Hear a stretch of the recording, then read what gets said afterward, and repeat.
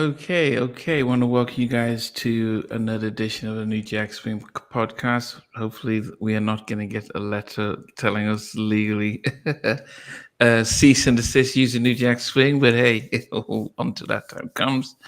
But anyway, how are you guys doing this fine You evening? started Christmas early, Namdi, with the old hat go there. This is the Grinch. This is the Grinch because I gave Brandy's full moon a six, so Oh, I oh, wanted to, people thought I was being a little stingy, so I decided to come as the Grinch today.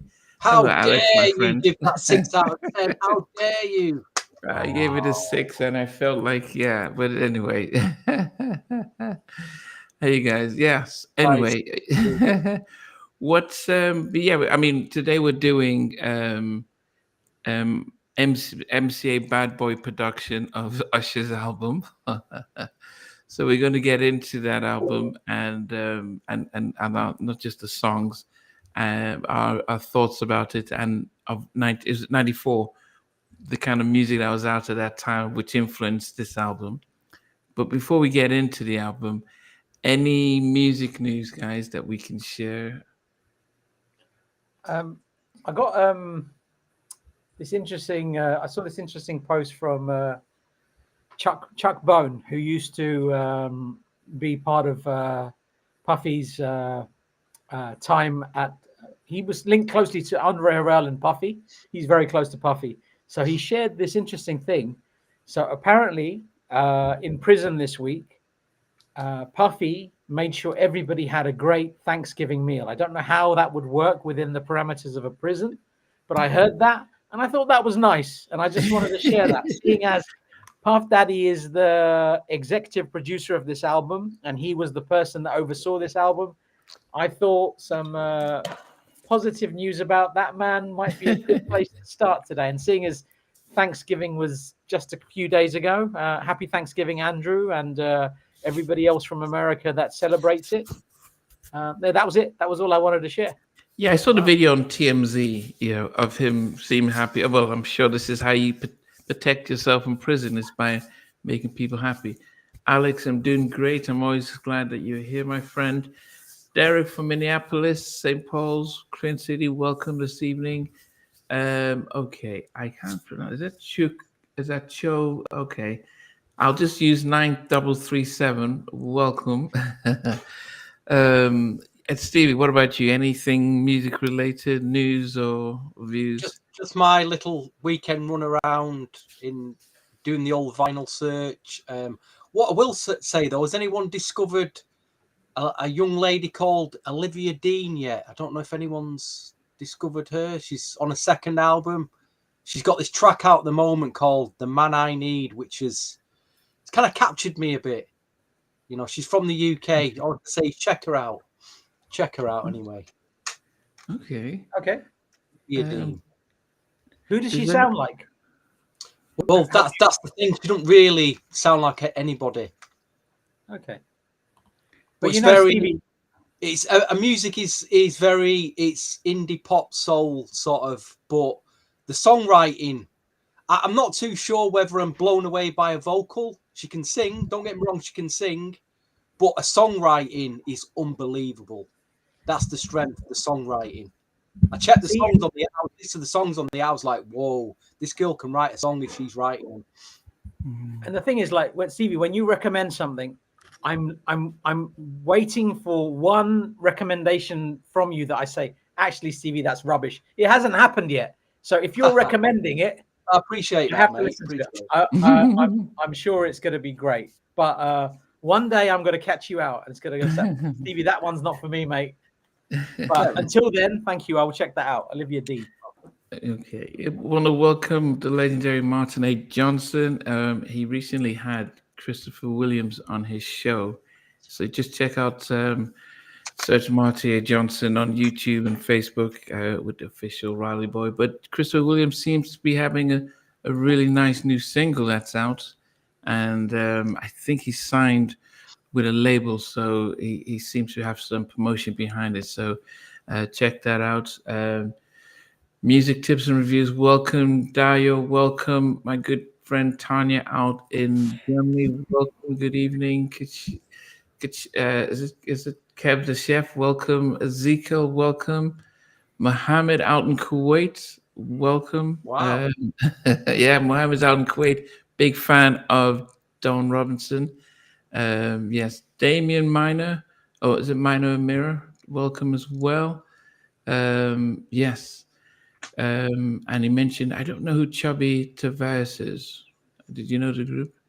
Tavares, one of the key members of Tavares. It's very sad news. Old school. Okay, like Okay. 70s, I think. Yes. All the music I've just noticed on IG. I don't know if it's going on like TikTok or anything. Seems to be getting slightly trendy now to post R. Kelly in a positive way. I don't know what's going on. I've seen Well, yeah. Well, about his music, yes. people. I saw Teddy posting him. Yeah. Well, Interesting. probably in the new year, R. Kelly versus Mary J. Blige. Maybe it may Going have on it. there, I don't know why that's happening, but interesting to see. Very In interesting. amongst the sea of fake Michael Jacksons on IG as well that I keep popping up on my algorithm. There's many of them. Wow, Mohammed's out in Kuwait. I don't know what time it is in Kuwait. I think it might be almost. Could be 11:38 or something like that. Wow. A couple of Wow. hours or 12:38. Okay. Well, appreciate you being here. Okay, so and Andrew, anything? I mean, anything before we get started? Richard Ashcroft, welcome. I was hoping you'd forget to ask me, but you asked me. I don't really have any like music news, but I will say two things. One related to the podcast, and another one just related to just music knowledge. And the first one is there is a song on this album that I totally just did not like realize I liked, and now it's like it's going to make a major it's surprising where it landed. That's number one. Number two, totally random. Speaking of Diddy, on his Love album, I think the one with the red cover, which I liked a lot, right before everything came crashing down. There's a song called "I Like," and it features Mary J. Blige. And I was walking through my building lobby, and they were playing the end of "Don't Go" from the My Life album. And I don't know how I didn't put two and two together that the end of that song is actually like kind of reprised in that "I Like" song that he did. So the 1994 song is reprised in a 2023 song, and it's just like, wow. So it made me want to revisit My Life even more because I love that, because it samples "Goodbye Love." Goodbye by God. Love, yeah, that like, you know, it's just it's so good. Anyway, so just listen to both songs and just like appreciate and bask in the beauty that Guy started. Yeah. Which version of it? I just both. Do the "I Like" with Diddy from 2023. Even No, which version of Guy I was referring to? 3.0. No. Well, if we guys Guy, then the 1.0. future was Guy 1.0 because it was Timmy was on the third Davey album. So this is it was Guy original edition, original okay. OG. Yes. Anyway. I think music-wise, no. I think it's anyway, we can go straight into this album, and I'll let you start, VJ. What was your memories of '94 and getting this Usher album? I was traveling a lot that year from summer of this. When do you know what month this came out? Had to be spring. Spring. Right. I think I had this before I went away. I went away from the summer of '94. Oh, my bad. It says Came in August, 30th of August. Yeah. I knew it was warm weather. Maybe later then. Yeah. I had this album, so I was traveling, and I had a friend of mine who was buying records and music on my behalf, and then transferring things onto cassette. And this was one of the ones he did that with. I think it was around December '94. Do you remember the DJ Eddie and the Untouchables? That "Let's Get It On" soundtrack, that little compilation that he did. Yeah. Jeanne, that first album, they were big albums for me. And Black. There were other things, but they were Blackstreet and things. But this was a fantastic album. Big album. To see those credits that many credits on one album, that was excitement overload for me. I could not comprehend that you had so many names on one album. And I was thinking, who is this? I mean, I knew him from Call Me a Mac from '93, but I didn't know that he was going to be given that kind of budget. I said, who is this kid? Why is he being given such a massive, massive budget? And I was very pleasantly surprised when this album came out. Wow. But Stevie, what about you?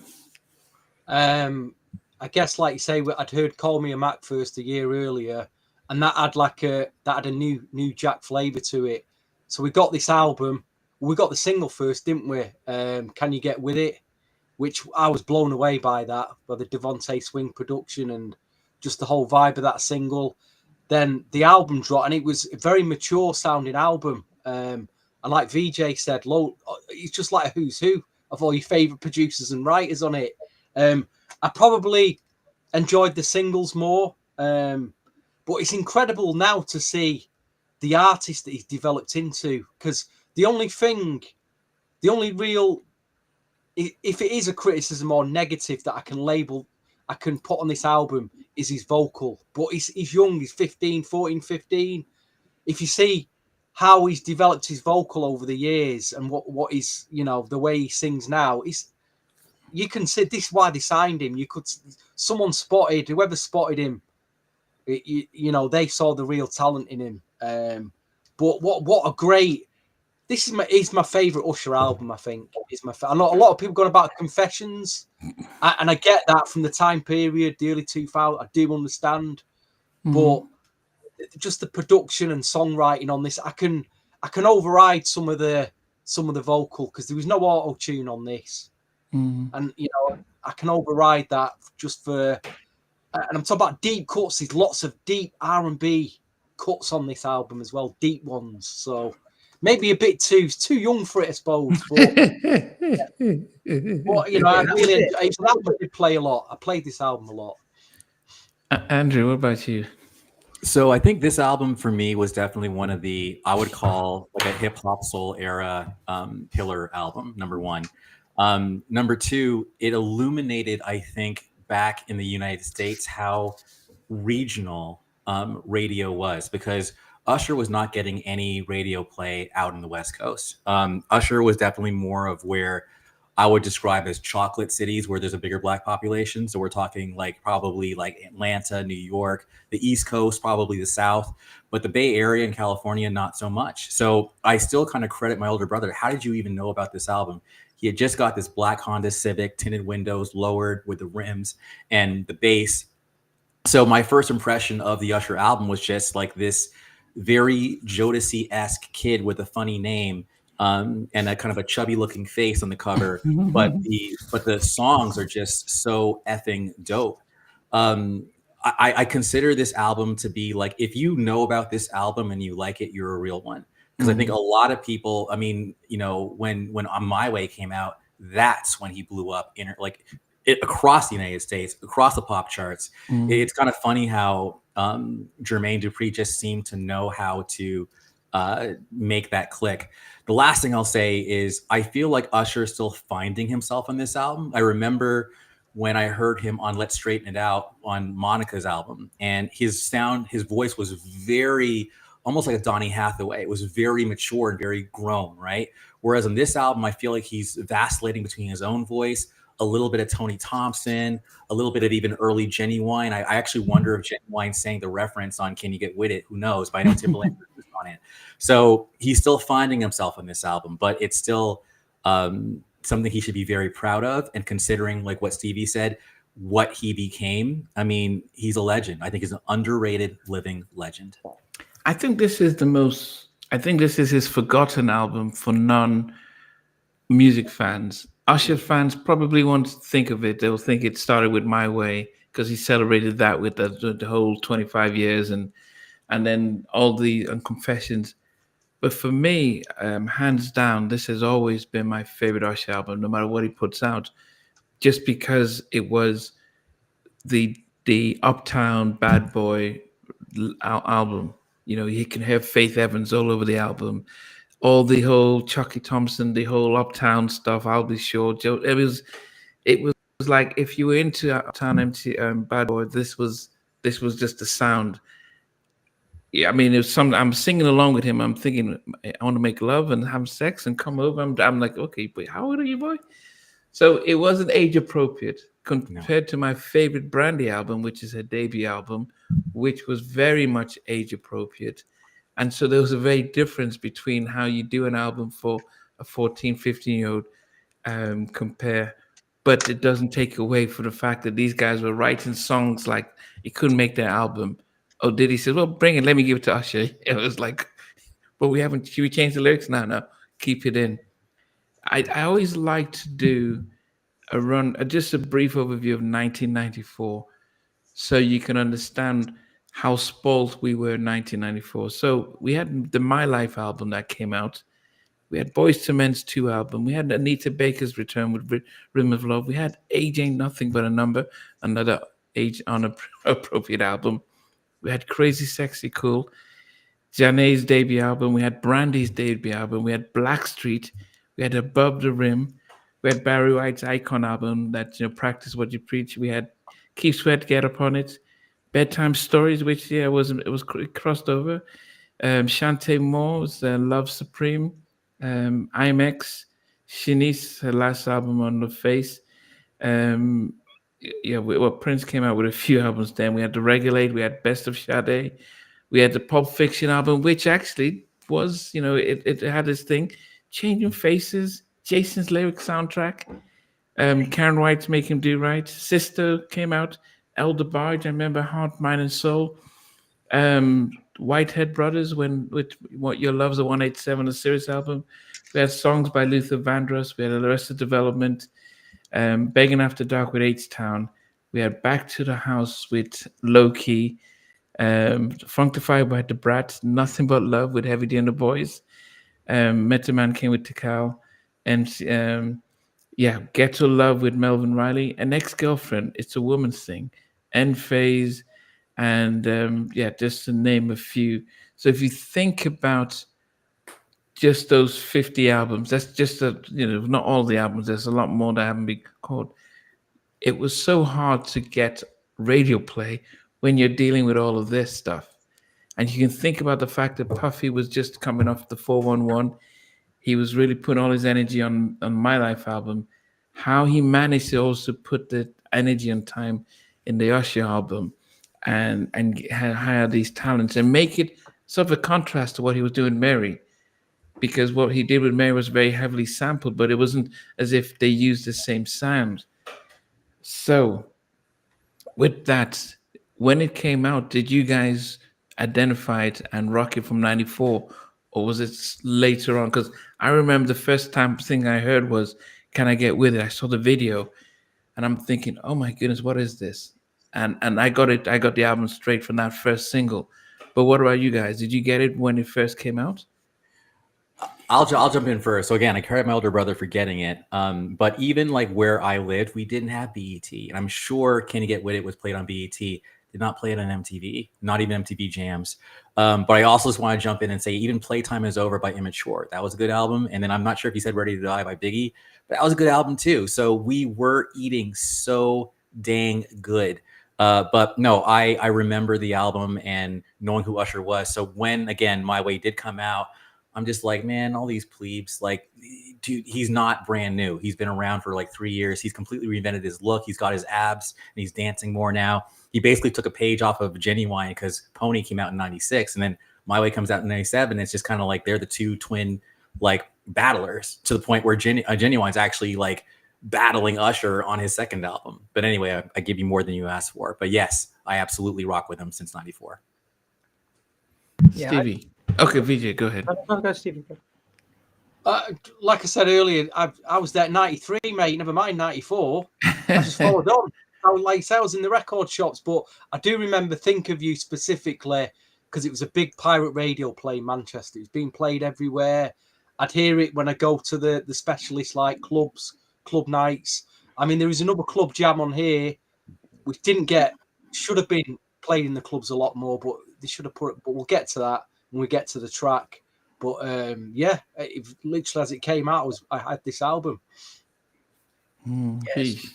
Same with me. I think when Call Me a Mac came out, produced by Tim and Ted for Flapjack Productions, I didn't know who Tim and Ted were, but I thought this is good. And then I think there's a Dave Jam Hall remix and some other bits on there. And for me, I think I resonated with music based on who the writers were, who the producers were, who the engineers were, who the musicians were behind that product. So for me, this Usher album was everything I wanted to hear. So I knew a little bit about Usher from '93 from Call Me a Mac. This album, when it came out and seeing those credits, that was it. I could not put this album down. It was listened to death. Great album. Yeah, I think Richard makes a great point. I think that it's as much as it was for an older audience, it was a good album for an older audience. But then when you have this kid, you're almost thinking, well, who are we trying to get? And as I said, Brandy did really well with hers. Aaliyah, well, yeah, I don't know if we look back at it, Brandy and Aaliyah and Usher all came out in '94. Which of those three albums would you have thought that actually did the best,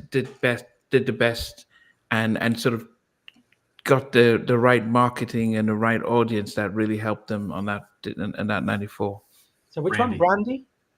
Brandy, Aaliyah, and Usher. They all came out. Brandy and Aaliyah's were big albums. They were big albums that year. Yeah, they were massive. Back and forth. That summer '94, back and forth was just being played everywhere. And then you had Brandy. I want to be down, Brandy. When that dropped, it was killer.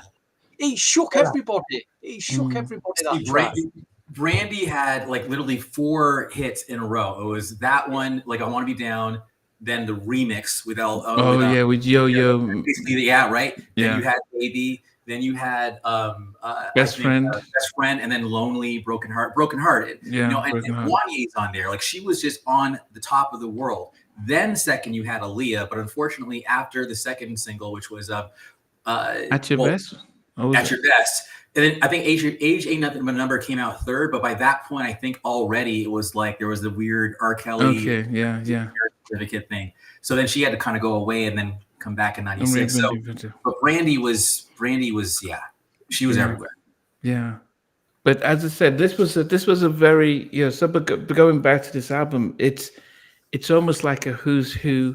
Now, I was in '94. I was in University in Milwaukee, so this was on radio. So in the Midwest, we were getting it, and of course there was BET. So I hadn't moved out west, so I wasn't aware of what radio stations were playing. But it got his radio play, especially with DeVante's lead single. Do you think there were any other songs on this album that could have been a more effective lead single, or do you think Can You Get With It was okay? Which would you have picked as the lead single? The Many Ways. I mean, that was the poppiest one, and I feel like that had that come out first, I think it would have cut through because it would have been riding the coattails of like what Tevin Campbell had just kind of carved out, because Tevin was having a great run in '94. So by fall '94, his stuff's winding down, coming with The Many Ways, and it's just kind of like, oh snap, and then that one would have gotten radio play, I think, out in the West Coast because it had that poppy feel. And again, I think that when you add that pop feel to Usher, then he blows up. So I feel like that's what. Yeah, I think this album was A&R'd, in my opinion, terribly. I do not think. I think Forgive You was a good song. Don't get me wrong, but it's not. To me, it's not a hit. It's like an urban hit, but it's not like a crossover hit. Sorry. Yeah. What about you, V? Bashir is saying that The Many Ways was a single. It was a single, but I think what Andrew's saying is what would be the best lead single? What would have been the best first single? And I think The Many Ways would have been a good first single. I'm not sure about first single off this album. What would be The Many Ways would be a good choice. What was wrong with it? Can You Get With It as the first single? He's 15 talking about having sex. Like I think that I think now it's even worse optics than it was back then. Still a massive record though.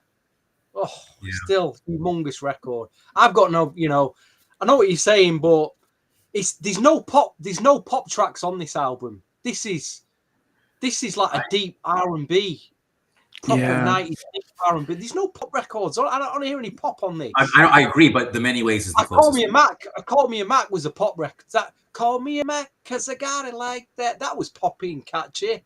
But I don't hear any pop tracks on it. Yeah, I think maybe Get With. Can I Get With? It is like you say, it's a Tevin Campbell kind of floating ballad. I wouldn't say it's a pop record though, but I don't know about first single. I think Smile Again might have been a good single. I think Smile Again nice, is a nice track. That to me is very urban. But I think urban in the best way. What about Slow Love? What about Slow Love? That's a great song as well. Yeah, the Slow Love, that he had a nice beat, bass. It's kind of catchy. I don't know. It's easy to say with hindsight now, isn't it? Very easy to say. If you'd have got this album back then, this would have been. I'll be honest, this would have been hard to go. What we're gonna throw at pop radio? Maybe they couldn't. I don't know. Yeah, I mean, I strange enough. I mean, I got the album off Get With It. Can you get with it? I saw that. I'm like, wow, that was all that sold me. Just the first single, because it was '94. Remember that R. Kelly did Stroke You Up. So ballads in the summer. I mean, he showed that you can just change your faces came out with that ballad in the summer, and this was breaking the mode of, because every person would come out with a big hit record and then slow it down. That they came out with the ballad and it just started to blow up. And so, I have two thoughts to that. Mm-hmm. The label for Janet's, they wanted If to be the first single, and they fought hard to make That's the Way Love Goes the first single, because that was the slow mellow one, and that worked too. And as far as Can You Get With It, lyrics aside, I agree that would have been a great first single, because again, the Whitehead Brothers had just had Your Love Is a 187, the whole G-Funk thing, what's his name? Warren G had just come out. So that was really, in the Above the Rim soundtrack, it was very much part of like the sound that was hitting right then and there. I agree with you. G-Funk R&B, the G-Funk, like the R&B with a bit of G-Funk in it, Yeah, well, it had Darryl Pearson who did 187, and he did all the guitar stuff. I forget about the Above the Rim soundtrack. We have to do that one day, because hold on a minute. It wasn't Slow Love. Wasn't Slow Love a cover version? Is it? I'm not sure. Apparently done by 123 first. The group 123. Ah, okay, that would make sense. There is another version of Slow Love as well. It was on a mixtape cassette, but it was an official cassette from the label. And there's another version of Slow Love. So there's two versions. You know what? Slow Love. I'm actually playing in my head again. Here we go. Yeah. Okay. I could see that. It's got kind of a bouncy feel to it. And is that not right? What Day you said? Were the members of La Day on I'll Make It Right? I didn't know that. That's amazing if that is the case. I didn't know that. Let me check the credits. I'll Make It Right. That would be fun. That would make sense for the time. Tom Wilson for La Day, it says here. Okay, Tom fair Wilson. enough. Nice. Loads of backing vocalists on this. Nice. Yeah. I mean, how have you felt compiling I'm this? so sorry. Who else is Jenny? Here's the thing. In the liner notes, is Genuine a background vocalist anywhere in that album? I was looking on the thinking that, but maybe he's not. Okay. Not officially. He's not credited on there, I don't think. Okay. Because the background vocalists aren't online, but I think the physical liner notes have more than what's available online. So. Goodness. CV, can you check on your credits? On Interlude 2, is Faith Evans a backing vocalist credited on there as a backing vocalist? Yeah. Interlude 2. She is with Usher. Yeah, lyrics by Faith, backing vocals Faith and Usher. Yeah. Okay. Right. So there were Thompson's on it as well. Who's that? That's what I thought. Tony Thompson. I knew it. I knew somebody was also So how did you find compiling this one? Where are we starting at? Are we starting at 12, 10 or 14 here? I've only done top 12 now. Well, there were 12 songs and 2 interludes, so we could either for Suspicious. I've only done 12. I've only done 12. For the suspense, we could start with 10, so that no one would know what how which are the two. So we can start with 10, and I like then that. I like that. yeah, Okay, sure.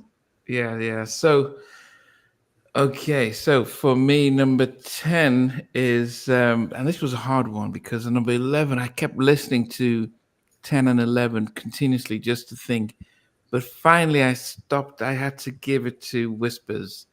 I just thought that the Darryl Pearson and DeVante's production and stuff on the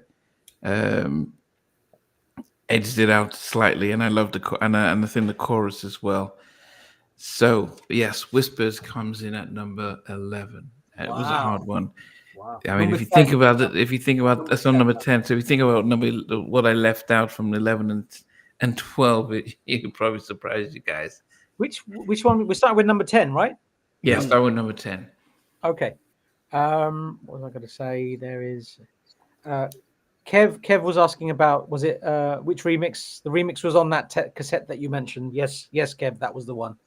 My number 10 was produced by Albie Shaw and Kiama Griffin, featuring additional credits by Faith Evans and Kiama Griffin. It's a killer combo. For me, this song, it marks the merging of three boys from Newark meets Albie Shaw vibe, and it's the incredible Love Was Here. I love it. Great song. That's my number 10. Okay. Wow. Miss Avaya, no, we're not including the interludes because it just wouldn't be fair. I mean, I think one of them was just a kill interlude, but we just left those out. So we're going to do the 12 main tracks. Oh, if we're not including interludes, then my list. I included interludes. Yeah. Okay. Well, okay. So some of them included interlude, which is fine. I'm sure. I can exclude it, but I need to read. If that's the case, then my number 10 is different. Shall I say my number 10 as mine when you say when everybody's doing the number 9s? It's just the wrong way around. I've said what I needed to say about Love Was Here, but then that becomes in a different position. Okay. It's because of the interlude. So whatever you want to do, dude. Okay. Stevie, yeah, we'll come back. Yeah. I only did one draft of this album, and I thought, you know what? I'll make it easy for myself. I'll pick the Candle in the Air tracks. I'll put them at the back. But as I'm reminding, because I'm not reminding myself this album for so many, I thought, I'm looking at the titles. I thought that's got to be a Candle, and I realised there wasn't any. And I'm like, damn, I like every track on this album. This is killing me. What I put at 12 and 11 is blasphemy. I'm like, then I thought, well, I'll do one draft and I'll change it around. Then I thought, what's the point? I'm only sure about my number 1. The rest of it could be the rest of it. Like I say, this number 10 could be number 2. It's that good. My number 12 could be number 2. I'm just like, I was crying. We got to a 12 and I was like, no, I'm just. But you got to, like I say, you got to rank it, haven't you? So at number 10, and there's no fault to this track whatsoever. I can't say anything bad about it. I think it's a fantastic track. I don't know why it's at number 10. But it's the bouncy slow love, the upbeat bouncy slow love. Da, da, da. I don't, like I said, why is it number 10? I don't know why. It's great. It's a fantastic track. Yeah. Could have been a single, like I say. That could have been a single. Why not? 100%. Great choice, Stevie. Sorry for saying that all night to all of your suggestions. They're all great. You all win. Nice. All right. So I'll confuse myself if I try to. I only have one interlude in the top 10, so I'll just keep it moving. My number 10 appropriately sets off the whole experience. It's a good song, and it samples Audio 2's Top Billin', and it is indeed I'll Make It Right at number 10 to kick off my list. And I already know our lists, just like the last show, are going to be all over the place. So it's going to be cool to see where we converge and where we diverge. Yeah. So, it's like I say, these tracks, like you said, it's going to be, I can't see any of us having the same list here. Not a chance. Not a chance. Yeah. Do you think we might have the same ones at the top? Some people might have the same songs. Possibly, that is a possibility. Probably the top three, but a mixture around. Probably a mixture around. But like say, from 10 out of 4 to 3, I think it's going to be all over the place. Yeah. Who takes a drink whenever they hear something crazy? Because like I wanted to take a drink after I heard Whispers at number 10. Sorry. That's Mac. And Mac's not around right now. What up, but yes, Mac? Shout out. For you. David Yarden, welcome. Number 9 for me was if anyone says what does an Uptown song sound like, number 9 is pretty much the sort of the anthem of Uptown type of, the samples used in this and the backing vocals and ba-doom-doom, ba-doom-doom, I'll show you love. Wow. Yes, it's it almost seems sacrilege that you can put that low, but it's, it just says something about the album that, you don't skip any of them. Let me even see who did that. Backing vocals with Faith and Usher, Tone and Poke. Well, it's Poke that did the drums. Herb Middleton did the keyboard. Although when I did interview Herb, he said he did most of the production with that. And but as it is, you have to share producing records with let me see. You have to share producing records with Mr. Teddy Puffy. But yes. So yes, I'll show you love at number 9 for me. Nice one. Ezekiel, thank you very much for sending me commiserations in an open forum so everybody can see what happened last week in a football game. I appreciate that very much. And what else? Zach, you said Black Flames did the original version of Love Was Here. I did not know that, but fantastic song. And you said you were in shock. I don't know why. I think it's a great song. I'm doing my number 10 because I did my number 9 because we're excluding the interludes from this list. So my number 10 is produced by Dave Jam Hall. He started working with a new writer that he hadn't worked with much before this, a guy called Gordon Chambers. This was the beginning of their relationship. Evans is also credited on that song. It samples Lafayette Afro Rock Band by Hinache from 1973, produced by Pierre Jobert. It is Final Goodbye. What a tune, man. What a tune. Brilliant song. And that's my number 10. I got a text from Gordon Chambers in church saying, when is his episode going to drop? And I said, once I finish with with Don Robinson. And yeah, Gordon talks about how he connected with Dave and working with Phyllis Hyman and all that crazy stuff. So I can't wait to release that. Okay. That's the hard thing with interviewing writers or producers, is that when they've done so much, you can't keep up with all the stuff they've done and ask them about this or that. So yeah, okay. Yeah. I was no. I'm not going to say where I had that. Gordon is an incredible writer. And Andrew, do you remember that spot that you had in New York by Grand Central? Yes. Around the corner from there, I interviewed Gordon Chambers in one of the places somewhere. I interviewed him somewhere around there. No, we interviewed him up actually in the room. It was in the room. It was in the room. It was upstairs. Okay, yeah. Yeah. Mm-hmm. Okay. Yeah. Okay, Stevie. Wow, when I finally got to the Final Goodbye, I thought, here it is. Here's the Candle in the Air Final Goodbye track. And then I listened to it and I thought, no, it's not. It's actually a really, really strong track. But it's actually not made my number 9. That's where we're at now, out number 9. Yeah. I'm going to reenact some karaoke here because I'm in a good mood tonight. So I'm gonna try and sing this. This killer track. Let me just have a look at. Yeah. Here we go. I'm crazy, so crazy. Okay. I'm crazy about you, baby. So crazy, crazy about you, baby. And that's it. That's all I'm gonna give you, folks. That's as what a killer track. What an absolute killer track that is. So crazy about you, baby. I've been singing it all. I'm thinking it's not left my head, and it should have been further up, and it's only at number 9. So I'm crazy for putting it number 9. There it is. Yeah. But it's a great song. And Crystal Johnson's backing does backing vocals on that. She did talk about it when we interviewed her. Yeah, she did talk about it. You, baby. How can you not sing that chorus?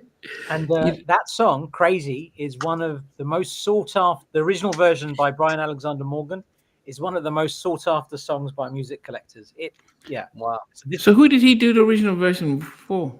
The original version is Brian Alexander Morgan. Then it was remixed by Herb Middleton, or additional production by Herb Middleton and Puffy. So that's not the original version. So there's an original Bam Jam version out there, which is very, very sought after. What, that he sings on?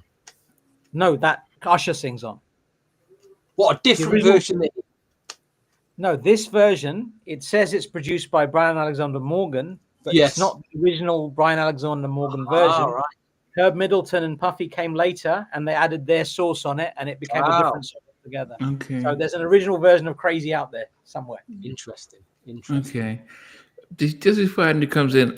So I don't know if you saw the clip that of Bobby singing "Forever" with the outstanding Gap Band outstanding sample, and so because D.O.A. Allen was the music director on that tour, and he said he couldn't remember. I said, did you remember Bobby singing "Forever" on the tour? He says he couldn't remember. Then when he saw the clip, he says he says one thing that Bobby would do. Bobby would say, "Okay, guys, I want to sing 'Don't Be Cruel.' I want to play 'Don't Be Cruel.'"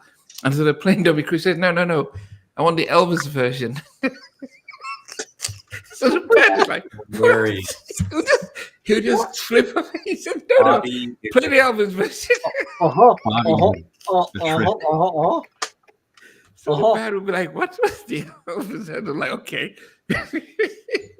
That's awesome. That was during the Home Against tour, so when Bobby was in a different space. So, so when Stevie was singing, I had to. Wow. Confuse the hell out of me. All right. So I'll go. Before I go, I am gonna, since Vij is definitely cutting out his interludes, I'll do the same. So what I'm gonna do first though is "Final Goodbye." It's not in my top 10, but I remember one of the reasons why I actually dismissed it was because I'm like, this sounds too much like "If You Love Me." So it's funny by Brownstone. So it's funny when I looked at the credits and saw Gordon Chambers, I'm like, well, of course, that makes too much sense. Now, as far as so now I'll Make It Right becomes my number 9. So I'm just going to share that I have "You Took My Heart." You took my heart and ran away. That one is now that's number 10 because it just kind of like moved up. So that's my 10, but we're going to go, "I'll Be Back" in sync, not like the group when we get to number 8. Bye. Okay. Nice. Okay, so number 8 for me. Yeah, so I'm not going to attempt to wail like Stevie, but "Crazy" made number 8, and that's also another. That's definitely another. Yeah, with Crystal doing it, Puffy and Herb Middleton. Well, Herb said he did most of the production on that remix, but yeah, I can see the difference that the uptown flavor funk, that sort of, let's give it that little, when DeVante said we had to do some barks on the Poison remix, so it's almost like, yeah, we need to uptown this version of what Brian did. Yeah, it's and I think the one thing I loved about this album that we don't get anymore is the backing vocals. And when it's almost like they are, just think of Tammy and Aaron in "Goodbye Love," that type of response. So it's almost like, "Actually, you don't have to say much. We'll sing it for you." So you focus on the main verse. Uptown were great at doing that. They were the masters of just getting the backing vocals to be a different element of the song, and yeah, that and you had some. I think there was even Mary Brown um, from Abstract is on one of these backing vocals as well. So you had some great backing vocals as well. All that money spent then. They must have spent getting all these back. They were on this album would have entire cost a album. fortune. Yeah. Yeah, but anyway, he's reaped. I mean, he's paid them back in tenfolds. Going forward. Yeah, it was Smile Again at Crystal Johnson, Dave Hollister, Faith Evans, and Mary Brown doing backing vocals. Can you imagine the royalty of R&B royalty just singing backgrounds on one track? I mean, they gave him a budget and he spent. Do you reckon $10,000 each they got? $2,000. Hey, I'm sure. Yeah, I mean, who God knows, but if he didn't have this album, I don't think you can do My Way, because you needed him to understand himself and get because anyway. Vij, my number 8. We're at number 8, right? So produced, and this is the good thing about this album. You've got it's like it's strange collaboration. So this track is Dave Jam Hall and I'll Be Sure. I would never put them together. It's sampled in one track and it was a single. It's The Many Ways. That's my number 8. I love it. Great song. Wow. Yeah. So it's interesting, like how they mix different people together that you wouldn't put together. Fascinating. Well, if you think of it, though, because they're all from Mount Vernon. Eddie put the Untouchables together from all local people across the street, so they all knew themselves back in the day. Yeah, it's this silent assassin, Dave Hall. Okay, Stevie. Can I do a bit of singing again? I'm only kidding. But I've gone for I'll Make It Right. But what's that bit? Who does that chanting? Goes but and a hitting hard. Stop billing. I like that one. Yeah, it really nice. grab your attention. That that was the start of the album. What a great start to the album that was. Mm-hmm. Maybe again another single. Who knows? But it's made my number 8. Good memories of that. And again, I think I did hear that on quite a bit on pirate radio as an album cut being played. I'll make it right. Da, da, da, da, da. Yes. Okay, Andrew. We have our first jinx of the podcast. My number 8 was produced by Brian Adams out of Morgan and Herb Middleton and Combs doing the little extra touch on it. So I'm not going to sing it, but I'm going to sing other songs, trust me. But my number 8 is indeed Crazy. So like you, Namdi, it's a number 8, and that's that. We'll see what are their this podcast. Well, but the three of us have got it pretty close by then. That track Crazy. I've got it at number 9. You two got it at number 8. So we'll see where Jake puts it. If he's included it in his 10. Wow. Yeah. He's just outside. He's shaking his head. Outside. It's just outside my number top 10. But it's a fantastic song. Like my list tomorrow will be different. Like this is the list now. But Crazy is fantastic. I've listened to it to death. So I love that all three of you have included it. Who is Alex Richburn? Ooh. What else did he do? He did. Do you remember? There's Men-A-Vision before they were Men-A-Vision were called Vision, Okay. and there's a song called Pretty Lady, which is also very sought after by people, and it was on the Blank Man soundtrack. He produced that with Teddy Riley. Alex Richburn also worked very closely with Jimmy Jam and Terry Lewis. He did. And Poke and Tone as well, I believe. So he's an incredible talent. Alice Richburn is the real deal. He is incredible. And he did stuff with Pebbles as well. I want to say. Yes, yes, he did, yeah. I saw his name from our last podcast. But my first time of hearing of him was the Velvet Rope album. That's when I saw his name for the first time. Okay.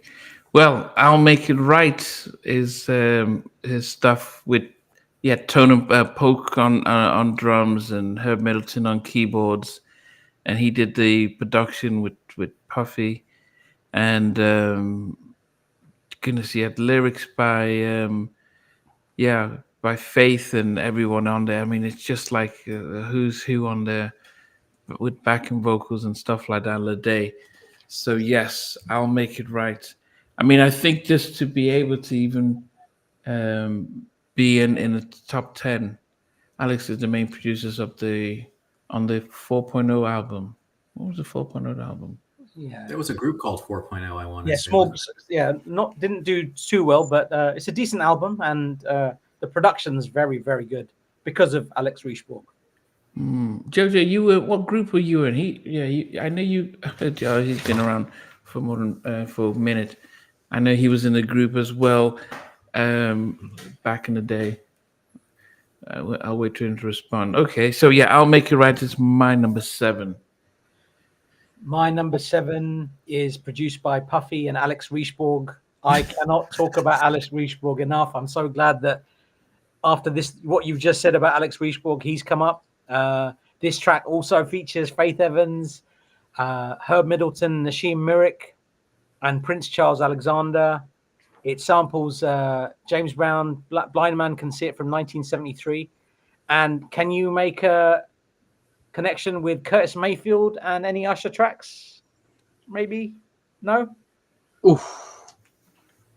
So this sample this song also samples the 5 Stair Steps Don't Change Your Love from 68, produced by Curtis Mayfield. It's I'll Show You Love.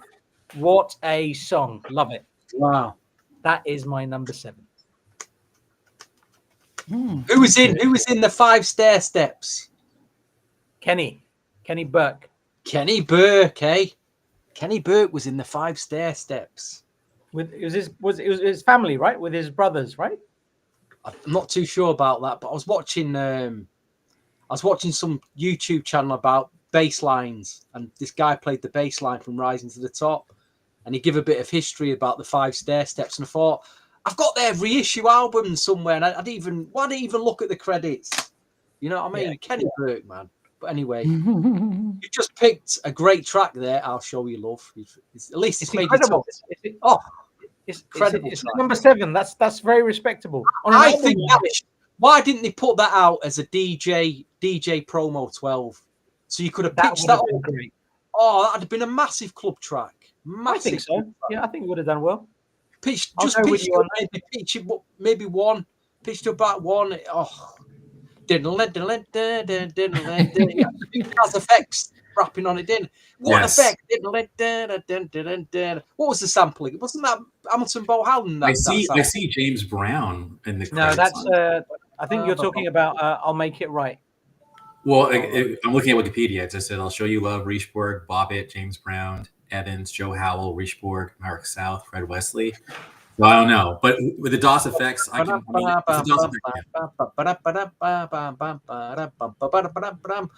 effects? I'm a Riggedy Rick Wrecker, giggity Mike Checker. Do you remember that style of rapping? Just a man. That's effect. You're talking about I'll Make It Right. I think that's Just a Man. That's on the mic, which is big tune as well. Yeah. Anyway, what are we up to? Number 7. Number 7. Right, I picked another track with a big sample in it. Ba-boom, boom, ba-boom, boom. Every night I think of you. Bum bum bum bum bum bum bum bum bum. Don't make me lose my mind. Who got the props? Black man. Yeah. So I do kind of have a love-hate relationship for this track. Sometimes I listen, I'm really, really into it, and others I'm like, it's a bit, it's a bit depressive almost. It's got a depressive, I don't know. But it had to be my top. I've just got too many memories of it. It had to be my top 10. So at number 7, It's I'll Make It Right for me. There was a lot of remixes of that, weren't there, as well? You mean Think of You, right? Oh, sorry, yeah, Think of You. Yeah. And you hear what Donnell said, that no one could write to it, and then he shows up and he just heard the lyrics straight off, and he just wrote. And then Faith, you can hear the bridge, you can hear Faith do the bridge and stuff. But yeah, but it was just a strange beat. Yeah, it's strange when Donnell is talking about it. He's not. I was like, come on, sing it. You wrote it, you know. They don't want to preserve their voice in case, you know, you have to pay for that. They do that, man. But they were saying Puffy really, because I think you shared something about that, Namdi, recently. That Puffy was struggling with the songs with on the this lyrics. song. Yeah, no one could write to it. And then Donnell came on. Yeah, you said that from your interview. That's fantastic. Yeah. I didn't know that. That makes sense. Yeah, and then Faith did the To Another Place. So she did that part, and he just wrote the lyrics. Yeah. All right, Andrew. We have our second jinx of the podcast. And it goes something like this. All the time I think of you, holding on to someone new. Don't make me lose my mind. Sorry. Seems like I've been here before. Baby, I can't take no more of you trying to play me out. Baby. Number 7, Think of You. First single by Usher. So I just clicked with Namdi the first time on 8, click with Stevie the second time on 7. Will me and Vij click on 6? Stay tuned. We will see. Okay, number 6 for me. Oh goodness, I wish this could go a little bit higher. I really, and it's strange where they placed it on the album as well. And I wonder if they would have ever released this as a single. But it was the one Dave Jam Hall track on there with Gordon Chambers. Final Goodbye. It's you know, and it's because it's the last song on the album, it feels as if it's his goodbye song, but it's like I actually think that could have been a good single, you know, a good breakup single, you know, to start off with, almost like Kissing Game. I just love the production. Dave is probably, you know, one of the best and most consistent producers out there. I mean, the fact that he's worked with Forget Mary and all these people, Madonna, Michael, and all these people, and he's probably the most undercover producer of all of them, because he doesn't speak out. We don't see him in the videos doing the dancing and stuff. But yeah, Final Goodbye made it number 6. I really rated it so much. That's a great choice, and you're right about Dave Jam Hall. Like what an incredible talent. I mean, the music he's created. And you mentioned Bedtime Stories earlier. The Dave Jam Hall tracks on that are absolutely insane. So good. Yeah. I mean, I bought that album. I mean, did you guys all buy it? Yes. And I remember, again, I talked about how Madonna picked a side. She went R&B. And I'm like, good on you. What? We could have done that album because it's just been reissued with a load of unreleased tracks, remixes. Oh, my God. I'd love to do that. Survival, I think it's a Nelly Hooper track, is so good. I thought that was Dave Jam Hall, but it's Nelly Hooper, unreleased track that's on. It's on streaming platforms now. If you're, very good. I remember that one. And have you guys have probably heard the Tupac version of "I'd Rather Be Your Lover," right? Have you guys heard that one? Yeah. So. Mm-hmm. No, but this the Survival version that's on the streaming platform. The album demo version. Okay. It's a demo version, so you got to check it out, man. I will.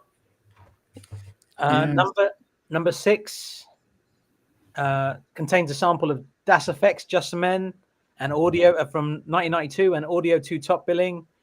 And just reading these credits, my brain I can't process, man. Puffy and Alex Riesborg on production duties. Additional credits: Nashim Myrick from the Hitmen Puffy Squad. Herb Middleton, Kiama Griffin, and Poke. This song is "I'll Make It Right." That is my number 6. I love that song. What a tune! Yeah, it hits. Sounds good on speakers, man. Fantastic track. I agree. Okay. Stevie, where did you go? I'll just give a big good evening and shout to our resident Grinch, Marco Crawford, who doesn't not happy with his album tonight. As usual, he's not happy that now, but maybe you suggest us an album, sir. Maybe we can make you happy one weekend. 3 albums. Anyway, my number 6 was originally at number 5. It's not met because I did play it a lot and I do love this track. But it's been picked by something else. And there's a nice rare CD single there, The Many Ways. Very nice. And wow. Shirt out there. They've got the alternative radio edit, shorter piano intro, and there's also a mix called the longer piano intro, and the instrumentals on this as well, which I'm very happy about. Yes, the album instrumental is just absolute dream. Dave Jampol, I'll be sure on this. It takes you on a journey.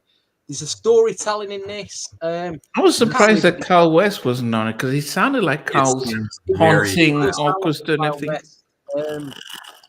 Yes, Smile. Sorry, The Many Ways makes my number 6. Fantastic track. Okay. All right. Number 6 for me. Unfortunately, no jinxing happening yet, but it may continue down the list. My song for number 6, I'll just keep it nice and slow, but not from my way. I'll keep it nice and slow. Love. Ain't gonna ask, is it good to you? I know what to do with the up and down, round and round. Getting a little racy for a 15, 16-year-old. Okay.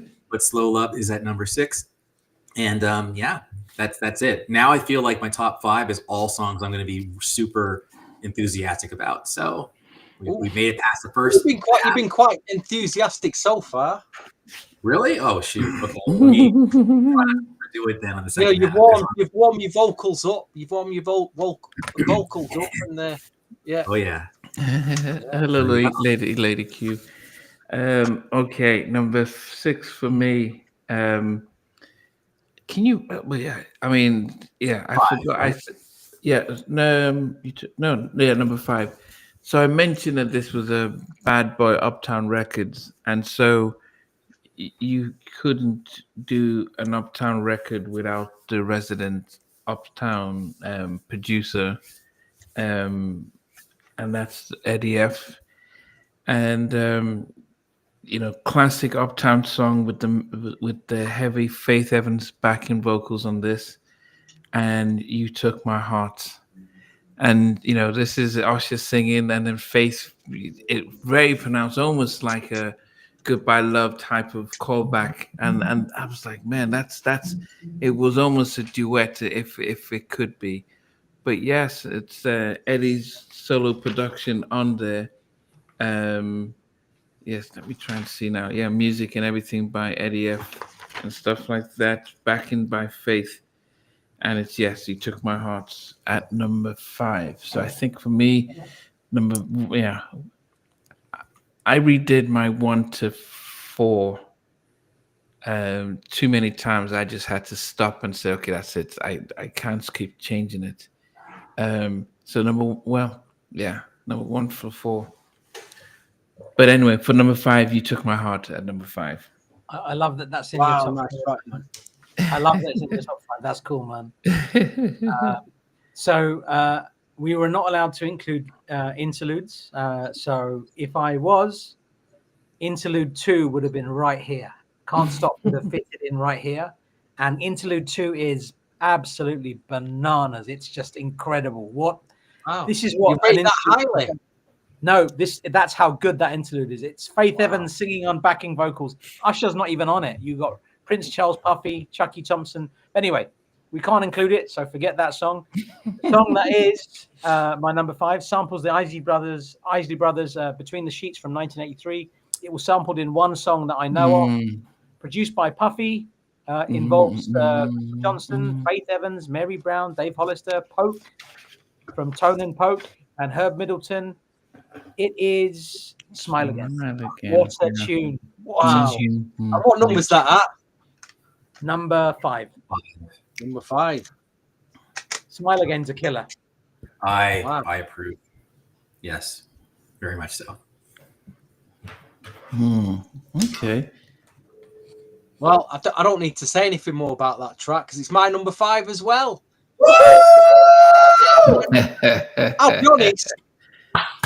Jinx. I'll be honest. It surprised me that it's the big. It's at number 5 because when I looked, I don't remember this track. When I played it again, I thought, oh my, that's got to go in the top 5. It's such a deep R&B cut, that real deep one. That's what really surprised me on this album. It took me back. I thought, that's in front of some of the singles there and some of the more catchier things. So that shows you the strength of that track, really. But yeah, Smile Again, I don't disagree. That number 5 as well for me. Great. Touche. I gotta say, I feel like Stevie, I feel like that song was a victim of track placement. It's almost like you kind of buried it at the back of the album. Yeah, that's what I thought. It's the second to last track on the album. Yeah. I thought number 13 and 14 would have been the Candle in the Air tracks, Final Goodbye, and I thought they're going to close the out, and I thought, damn no, these are serious tracks. These, Yes, ain't messing about here. No, Solid. hey DJ all day. Yes, okay. All right, here we go. Sorry for those who hate my singing. At number 5. One day we can be together, 'cause you know that I wanna be down, baby. But right now we cannot forget it, 'cause you know I gotta get around. Hey, well, I don't have much money. I can buy a diamond ring. I ain't trying to be funny. It's only a sexual thing. Can you get with it? It's like that. So, yeah, Can You Get With It is number 5. And let me tell you, I'll be honest, I'm usually not like a prude, right? Like people hate Do Me by Velvet DeVoe now because of the whole backstage underage thing. I still love it. But I gotta say, this song took a hit. Had you asked me 10 years ago, it probably would have been placed higher. But I just can't get past the fact that he's like, come on to my room. Let's just go, take off all your clothes. Please, I'm like, yo, how can you make this 15-year-old sing that? That's just wrong. But it's still a dope song. So that's why it's number 5, but it deserves to be higher just on sheer musicality. DeVante, say it again. Yeah. Can you get me? Yeah. Age appropriate. Completely age inappropriate. I mean, for somebody of that age to be singing like that, it makes no sense. It's like that.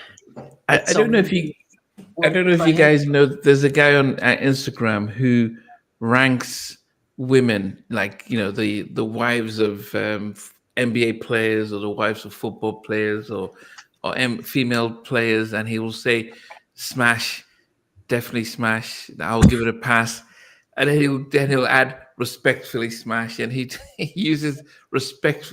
And one of the NBA players' wives, said respectfully, thank you or something like that for including her on the list and stuff like that.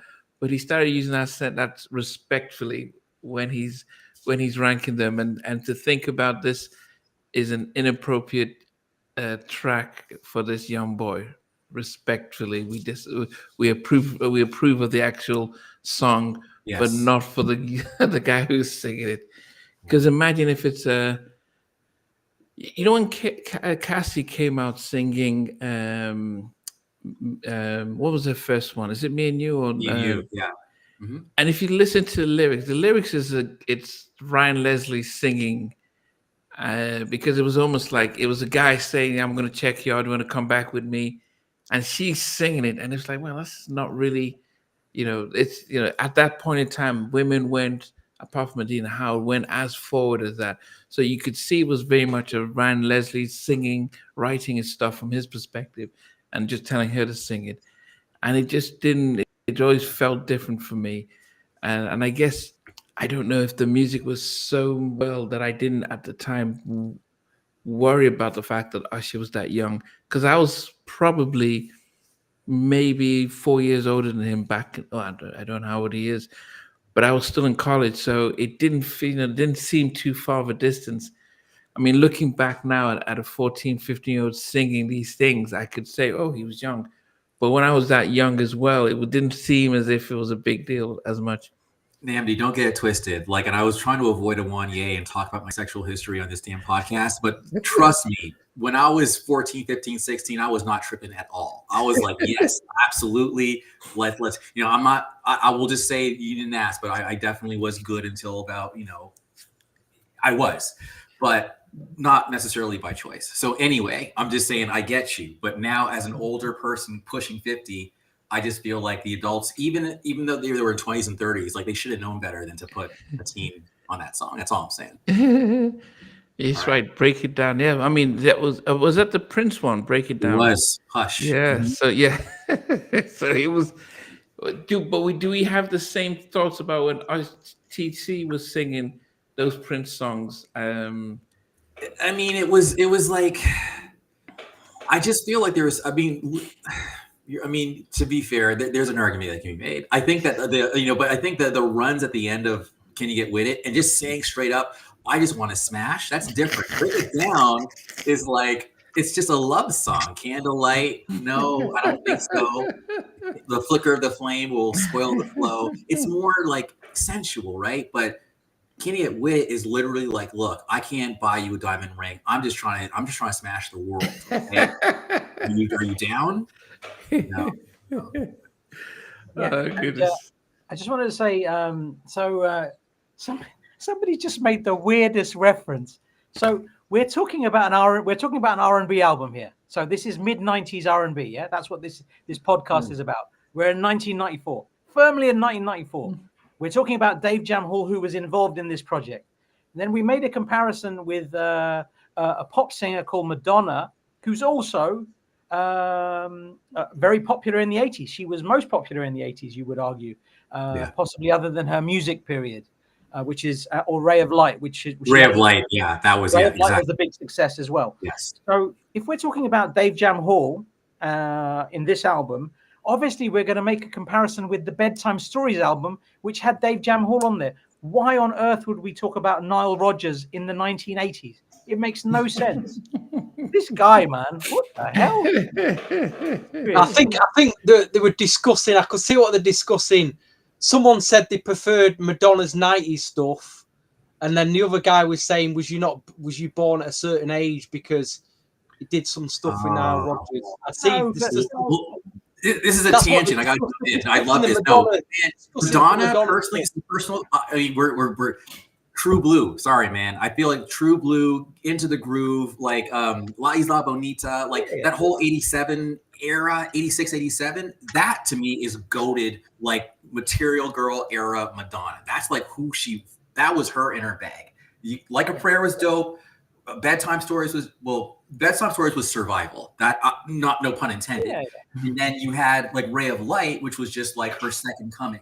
So that's a whole other. We could just, you know what, Stevie, we should do another podcast about Bedtime Stories, and then we can just talk about Madonna as a whole. So we'll have a fun time because Madonna has had so many eras, and I think that's important. Exactly, but we're talking about a 90s R. We're talking about 90s R&B. So why would we talk about Nile Rodgers? It doesn't even make sense. It's like we're talking about Michael Jackson, Dangerous. We're talking about Teddy Riley. We might reference Dangerous. We're not going to talk about Off the Wall from 1979, are we? Because there's no context there. So, like comparison. I'm just saying, Marco, you really do say some really silly things sometimes. Okay, so who's next? What number are we at? We're 5. So I think it's you actually, Namdi, because we talk about Can You Get With It? It's you. Okay. Now we're number 4. Yeah. So number 4 for me is so this is the track that Still Got Faith doing the backings on this stuff as well, and I don't know why they misspelled the name of the guy who wrote it on there, but we've got Faith's future collaborative partner, Chucky Thompson, doing the music and production, and it is "Think of You" at number 4. Doom, doom, doom. I knew you'd have that high up. I knew you'd have that track high up. Doom, doom, doom. And I think a lot of people, yes, yes, y'all, to the beat, y'all. I mean, doom, doom, doom. I mean, that was, yeah, that's that. Somebody says, hey, what were you guys listening to back in the day? And it's like, that's, that was the blueprint for his Bad Boy records and stuff. I mean, say what you have to do. Oh, did you ever see the interview with Tweet on We Sound Crazy? And she mentioned that DeVante did not let them listen to anybody's music. They couldn't watch BET or anything because he didn't want them to be influenced by others. But they'll sneak out and watch and see what Bad Boy were doing and all this stuff. But yeah, doom, doom, doom. Yes, yes, you're to the beat. Oh, yeah, Think of You at number 4. Number four. Number 4. This particular track was produced by Albie Shaw, has additional credits from Chucky Thompson and Puffy. You've got Alex Riesborg on the drums, just as a drummer on this, like just extra musician, just because. And you've got Prince Charles Alexander on the mix, who is all over the first 2 Jodeci albums. This song, I think a couple of you have mentioned it already, is Slow Love, number 4. Wow. Nice. Great tune. Wow, you rate that pretty highly. It is, Wow. that is a good track. Fantastic song. And it's that Okay. remix as well. There's that remix of it, which is another version that's on that tape we were talking about earlier. Love to hear it. Okay. Wow, Stevie, what's your number 4? Number 4 for me, when I replayed it again, I thought, wow, this is the production on this track. It's almost like a prelude to Donell Jones's 1996 album. Because I thought, I'm amazed that this could have been for Donell Jones's track, but it wasn't. She did it 2 years earlier. It's produced by Eddie F. I think this is an Eddie F. masterpiece. It's You Took My Heart with Faith Evans on. It sounds like something off Donell Jones album. Really does. It's just, oh my God, that production. You took Fantastic. my heart and run away. Oh my God. Another deep R&B cut, that. Great And track. as I mentioned, what helps is the backing vocals.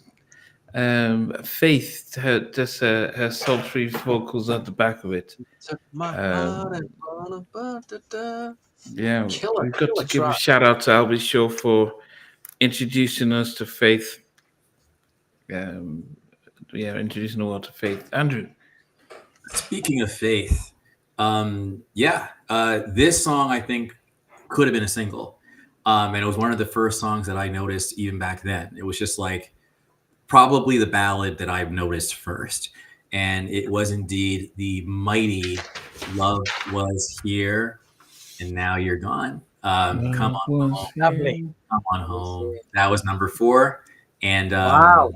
yeah, it was actually number 3 in my first list, but it got bumped. And I thought I was going to rank her higher when I did this list because that song stands out to me. It's just very much like Sexy Verses, like Albie Shore, that era, so great song. So I'm not going to sing it though. It's a little too gospely for my Tough one. vibes. Yeah. All right. What do you guys think happened to Sexy Voices? Why didn't it? Must have been label drama. It must have been because I think that's a great album. Yeah.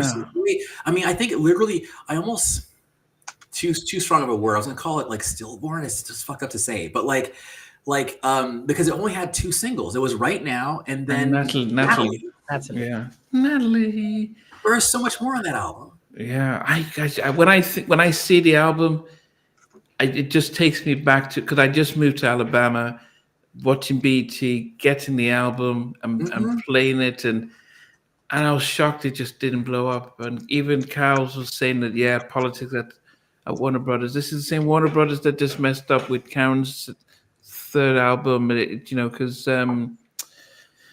I keep forgetting his name now, but he was moving on and he was focused on what's his name?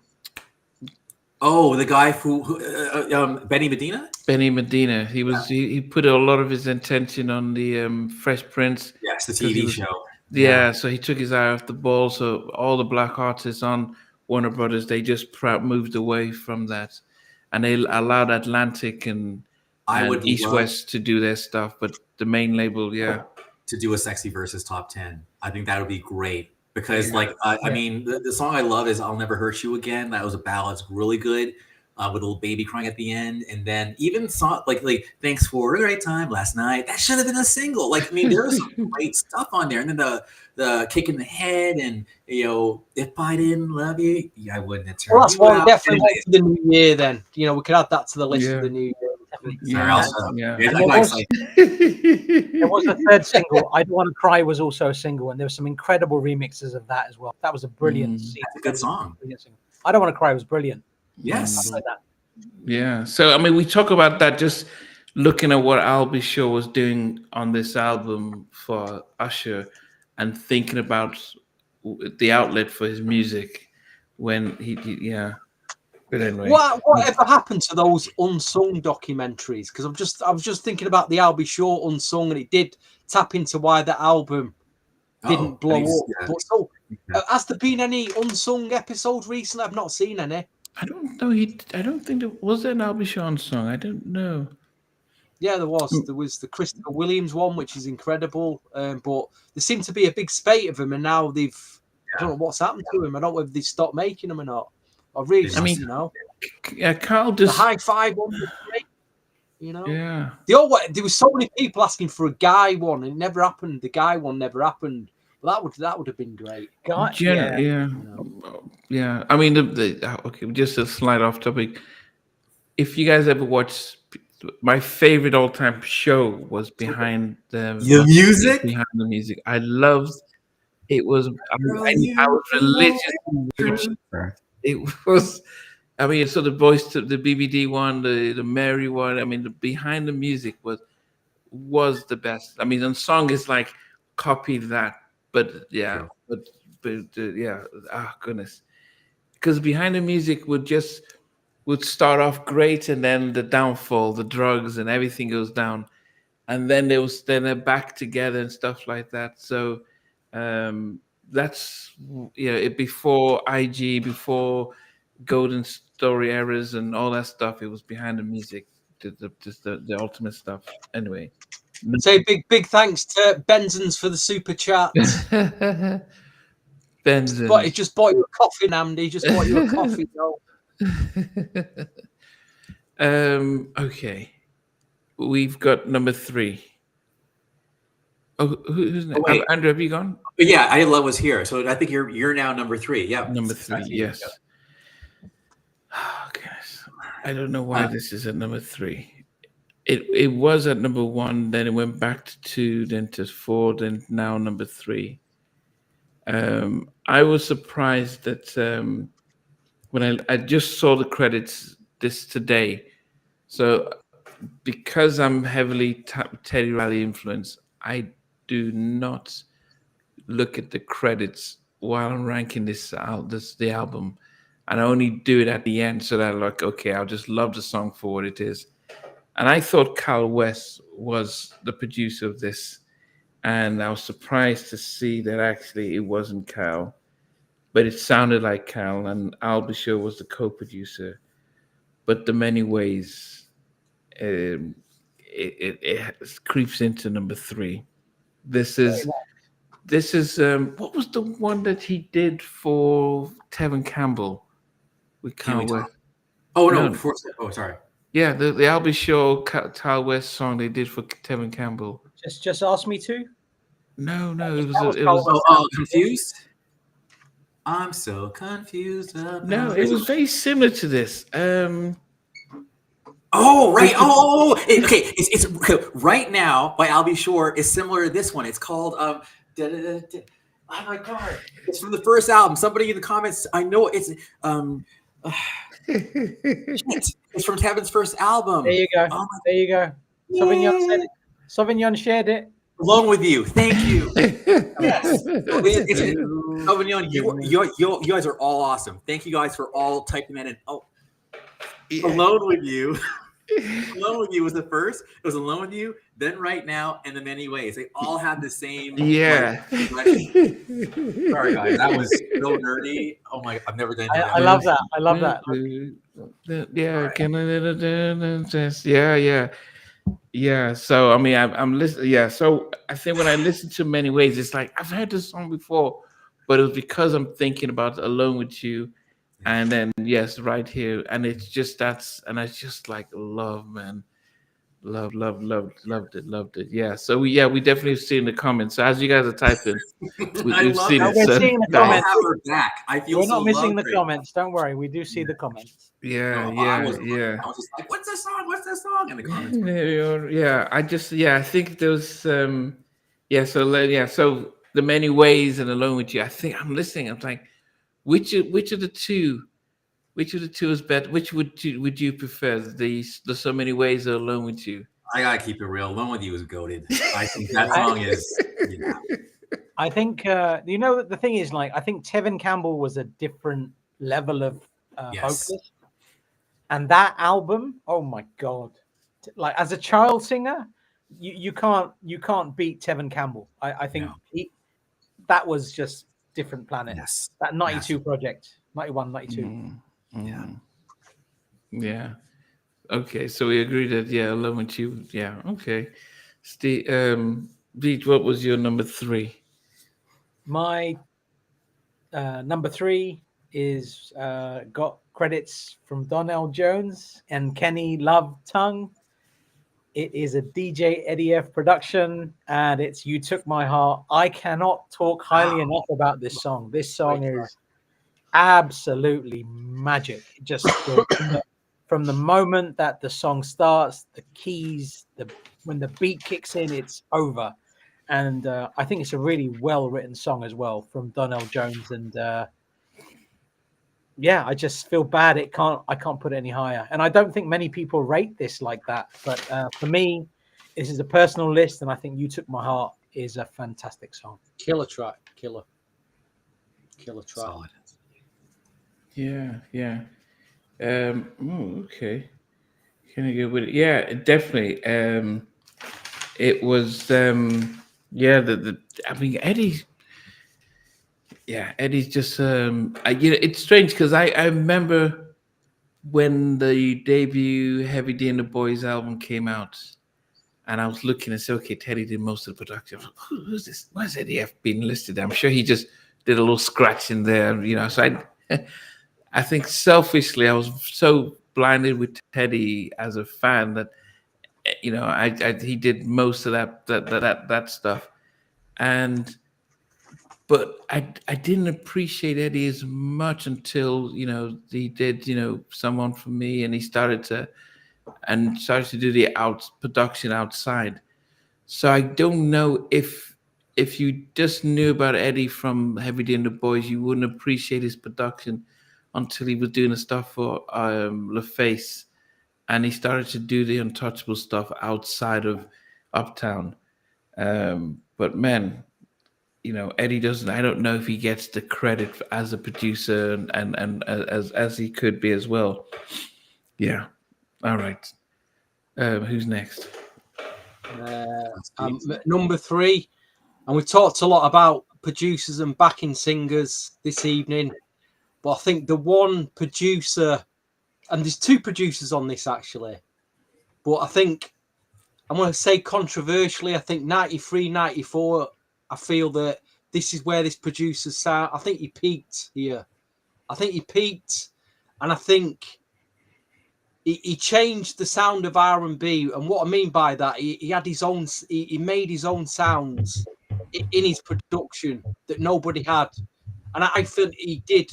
To me, You look at the likes of Timbaland and that they took the baton on later on in the 90s, but it's a shame. I think it really peaked it, and you can tell on these two tracks because they're just on a different level. They're just on a really different level. This could have been number one, it could have been number two, but it's at number three. I've gone for Whispers produced, and I'm talking about DeVante, obviously. I'm talking about DeVante. It's a big shout to Darryl Pearson, because I've just looked and it says Darryl Pearson as well is on this track, but there's just that Whisper sounds like nothing else. Yes. Does sound, I suppose it is. Again, you could argue age appropriate. He did 2 tracks on this album that took Usher in a sexual way, but I can't. It's just the production just blows my head away when I listen to this album, and it's just I can't. They've got to be high up for me. They just so got to be high up. Whispers is just Jesus Christ. You've summed up everything there about DeVante's impact during this period. I think he peaked at this point. I think obviously Jodeci came, the third album came in '95, and that was a great. Again that sound had completely changed, but I think they were on a downward trajectory then. But I think if you look at the second album into '94, what he was doing, you're getting peak DeVante there. You're getting just incredible stuff. So that's makes sense. Like you say, Diddy was doing a lot of sampling, whereas DeVante was just making his own sounds. One of those things like, how's he got this sound? How's he done this? How's he done that? Just incredible. Imagine if that was true, that he took because there was a big budget and then half the money, Ready to Die comes out. Did that happen? Because I thought I think LaFace and Bad Boy, they both got the deal with Arista, if I'm not mistaken. Was it Arista? And it was they were still on the Clive Davis, and both camps were given $10 million each, from what I understand. So did they? That would be fascinating if it happened. I'm not saying it didn't happen. I just no, but we've said that you can tell that they spent money on this album. You don't. This think of most Bad Boy records. Most of the producers were in house. So it would have been cheaper, maybe. Yeah, you wouldn't. You get I'll Be Sure and get over. Yeah, he got his hitman, so he did it. It's almost like Master P doing Beats by the Pound. So it's like in-house producers cut the cost down. But you can look at the lyrics, look at all this, and say this is an expensive album, just by who's producing it. This is not a cheap album. Definitely not. But did I misunderstand the comment? Did they say that Usher's budget was taken and put it into Ready to Die? No, he said he probably took some of the money from that Usher's Usher's budget. Yeah, or maybe the return. Yeah, either way. Yeah. I wanted to sing my number 3, but my favorite section of the song is actually it's made up by the harmonies. I think he might be stacking over himself on this part. But it's another jinx. And someone had mentioned the lyrics of this song being better than the music of a song. It sounds like it. So I'm going to read some of the lyrics that I like from here, and it's towards the end of the song. And again, if I could stack my vocals in real time, I'd do it, but I'm not going to do that. So I'm just going to read it to you. It is, girl, I learned my lesson. No, we can't let others in. Misery loves company. They don't see it's from within. It's you for me, me for you. But first we must be friends. I'll keep my love coming. Oh, love coming. Girl, we can win. It is the many ways at number 3. Let me tell you. The Many Ways was at number 2. It was at number 2 until it got bumped, surprisingly, by a song that I ignored all these years until literally listening to the album for this show. And this song went from I didn't even know it existed to how the hell did I miss this song? It's now number 2. So wow. Stay tuned for number 2. Nice. Okay.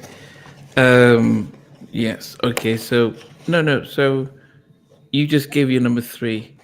Yep. Yeah. So number 2 for me is and number 1 and 2 kept going back and forth, back and forth, back and forth, and then I think I just settled on it because there is maybe I listen to number 2 a lot more. That when listening to this album again, and what I put at number 1 just really tugged on my heart slightly more. So number 2 is the lead single from the album, and I think it was probably one of my most, it was just one of the things where DeVante's production there, his little top box getting and the whole thing, and I thought it was a nice slow jam that really would say, okay, it will stay on the charts, being radio friendly, and get. But I think it was hard as a label to try and how do we push this R&B sexual song for this kid and who is his market and stuff like that. But take nothing away from it. Maybe if KC was singing it, it probably would have been a bigger Jodeci song. But Can I Get With It? Amazing. Get with it. Right. And you pushed number 2, Namdi. Push Great choice, number Namdi. 2. Wow. Can you get with it at number 2? I thought that would have been your number 1, Namdi. I thought that would have been your number 1. For many days it was, I tell you. Yeah. For many days it was number 1. But I just when I get to number 1, it's just something about number 1 that really tugs on me more. Yes. Wow. Reed, what's number 2 for you? My number 2 is produced by DeVante, co-produced by Darryl Pearson, mixed by Tony Maserati. This song could easily have been a single. It was my number 1 on my list all week. I changed it today. And there's a reason, and I'll explain why I changed it later.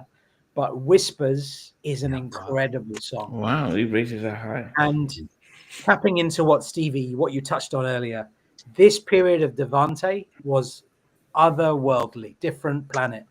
That boy was in his own stratosphere. He didn't care about other sounds. He had created a very specific sound, which it was his own thing. And 93, 94, DeVante was the main man. He just was. And but this particular song, I think it's more of a Darryl Pearson track than a DeVante track.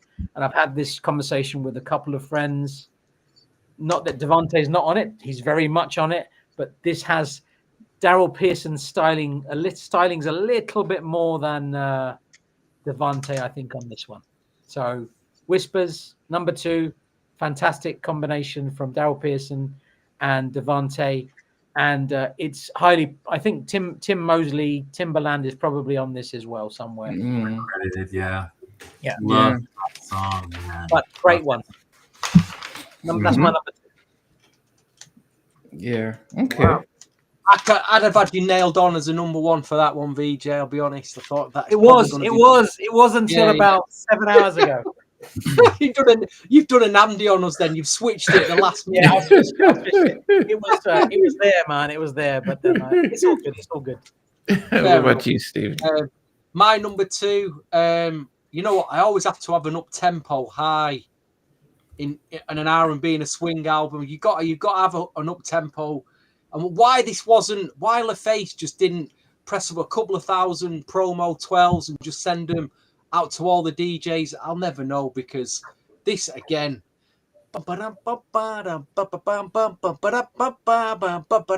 show you love, the beats, the bass, the sample. This it's a killer track. I've forgotten how good this was when I kept on repeat. Yeah, man. I forgot how good it was. And you've all rated that pretty high up. What's happening, Namdi? You going back to prison there? Some bars are going to come down in a minute there. I can't believe Mohammed out in Kuwait. It's probably like 2 in the morning. And he's going to make an appearance then. Yeah. Good. And let's hope let's hope Teddy doesn't sue us for the name of the podcast as well. But anyway, So- Mr. Andrew Knight, So what did you pick, Stevie, for number 2? I'll show you love is my number Okay, 2. I'll show you love. Great song, man. Okay, Andrew, what about you? All right, this is I love this stuff. Like I love discovering new old music, and I'm listening to this album, and I'm like, New old music. That's funny. yes, like why did I not know about this song? Okay, let me tell you a couple of things, and I hope I can do it justice because I only get one chance. So the reason why I love this song is because it is so classy. I could already see the video. It's got kind of a gold hue. They're wearing like white linen. It's like pearls. It's like champagne. And like, honestly, Jodeci could have done it. I actually there's a version in my head where Al B. Shore just kept it for himself. Although I don't think he's even on it. I don't think he's even on it, but it sounds like an Al B. Shore song. And then the other piece is, he's not even on it, dude, but it sounds like Al B. Shore. And then I hear 3 influences. One is Stevie Wonder, Rocket Love, like the verses, right? Then he actually goes ahead and does a James Ingram thing at the end where he's all like, and this is going to be very, very embarrassing if I don't pull this off. I have to try it. He does that whole James Ingram, like at the end, right? And then he even goes to the Wisely Brothers. Then. So there's the Al B. Shore version of Smile Again. Smile Again. How is this? Yo, why would you bury this song at the end of the album? Because I can tell you why, and I'll tell you why after I do number 1, but I'll tell you why I ignored it. But anyway, here's the Al B. Shore version. And by the way, I barely know the song, but I love it and rocketed all the way to number 2. If I could tell how it feels. Wait, shoot. If I could, the lyrics are wrong on here. That's why it messes me up. If I could tell you how I feel, girl. You know, I'm not going to do it. I messed it up. Point is, Smile Again is a dope song by Usher. And I think anybody who doesn't know it should listen to it and bask in it because it is pure hip hop, soul, magical balladry that is underrated. And if I was Usher, I would absolutely find a way to just, put it into a set. It needs to be heard. It's that debonair. It's that dope. It's that regal. And it's that soulful. So Smile Again is goated. And I'm so mad that I messed up my album. I'm glad we've picked this deep out. Yeah. We've realised that this track is the sleeper at the end of the album is actually quite one of the strongest tracks on the album, really. Yes. Yeah, man. Just realising now, we're just waking up to it. Okay. Thanks, guys. Wow. So, guys, we're down to. So before we go to number 1, we'll go and rank from 12 up to 1, and at number 12 for me was Slow Love. At number 11 was Love Was Here. At number 10 was Whispers. Number 9 is I'll Show You Love. What? Number 8 was Crazy. And number 7 is I'll Make It Right. Number 6 is Final Goodbye. Number 5 is You Took My Heart. Number 4 was Think of You. Number 3 was The Many Ways.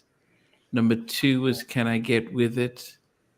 And number 1 is a song that I actually only right now looking at the credits think, okay, this doesn't seem to make sense. Because throughout the time I was listening to it, I would have sworn it was Al B. Shore and Carl West. But looking at the people behind it, backing vocalists, the writers, the producers, Smile Again is my favorite song. Wow. We really are rating this track tonight. Smile Again. I think Namdi's just won the podcast. I think he's Very nice. You've got Dave Hollister, Faith Evans, and Herb Milton doing the lyrics on this. Herb doing the music. Crystal Johnson, Dave, Mary Brown from Abstract doing the backing vocals. And just the fact, as I said, what I missed the most about music from the mid-90s was the backing vocals. Think about Christopher Williams, Every Little Thing I Do. if you don't have the backing vocals, it doesn't make the song. Let Christopher just do the chorus, but let the backing vocals come in, or even All I See. But when you think of Smile Again, and you just hear them sing, talking back to him, and he's able to just sing, let the backing vocals come in. This is almost like a choir. That was what Uptown did when they did the Unplug, was let the backing vocals and the whole music and Smile Again. I just thought that's such a beautiful, amazing track. I thought it was I'll Be Showing Kyle West.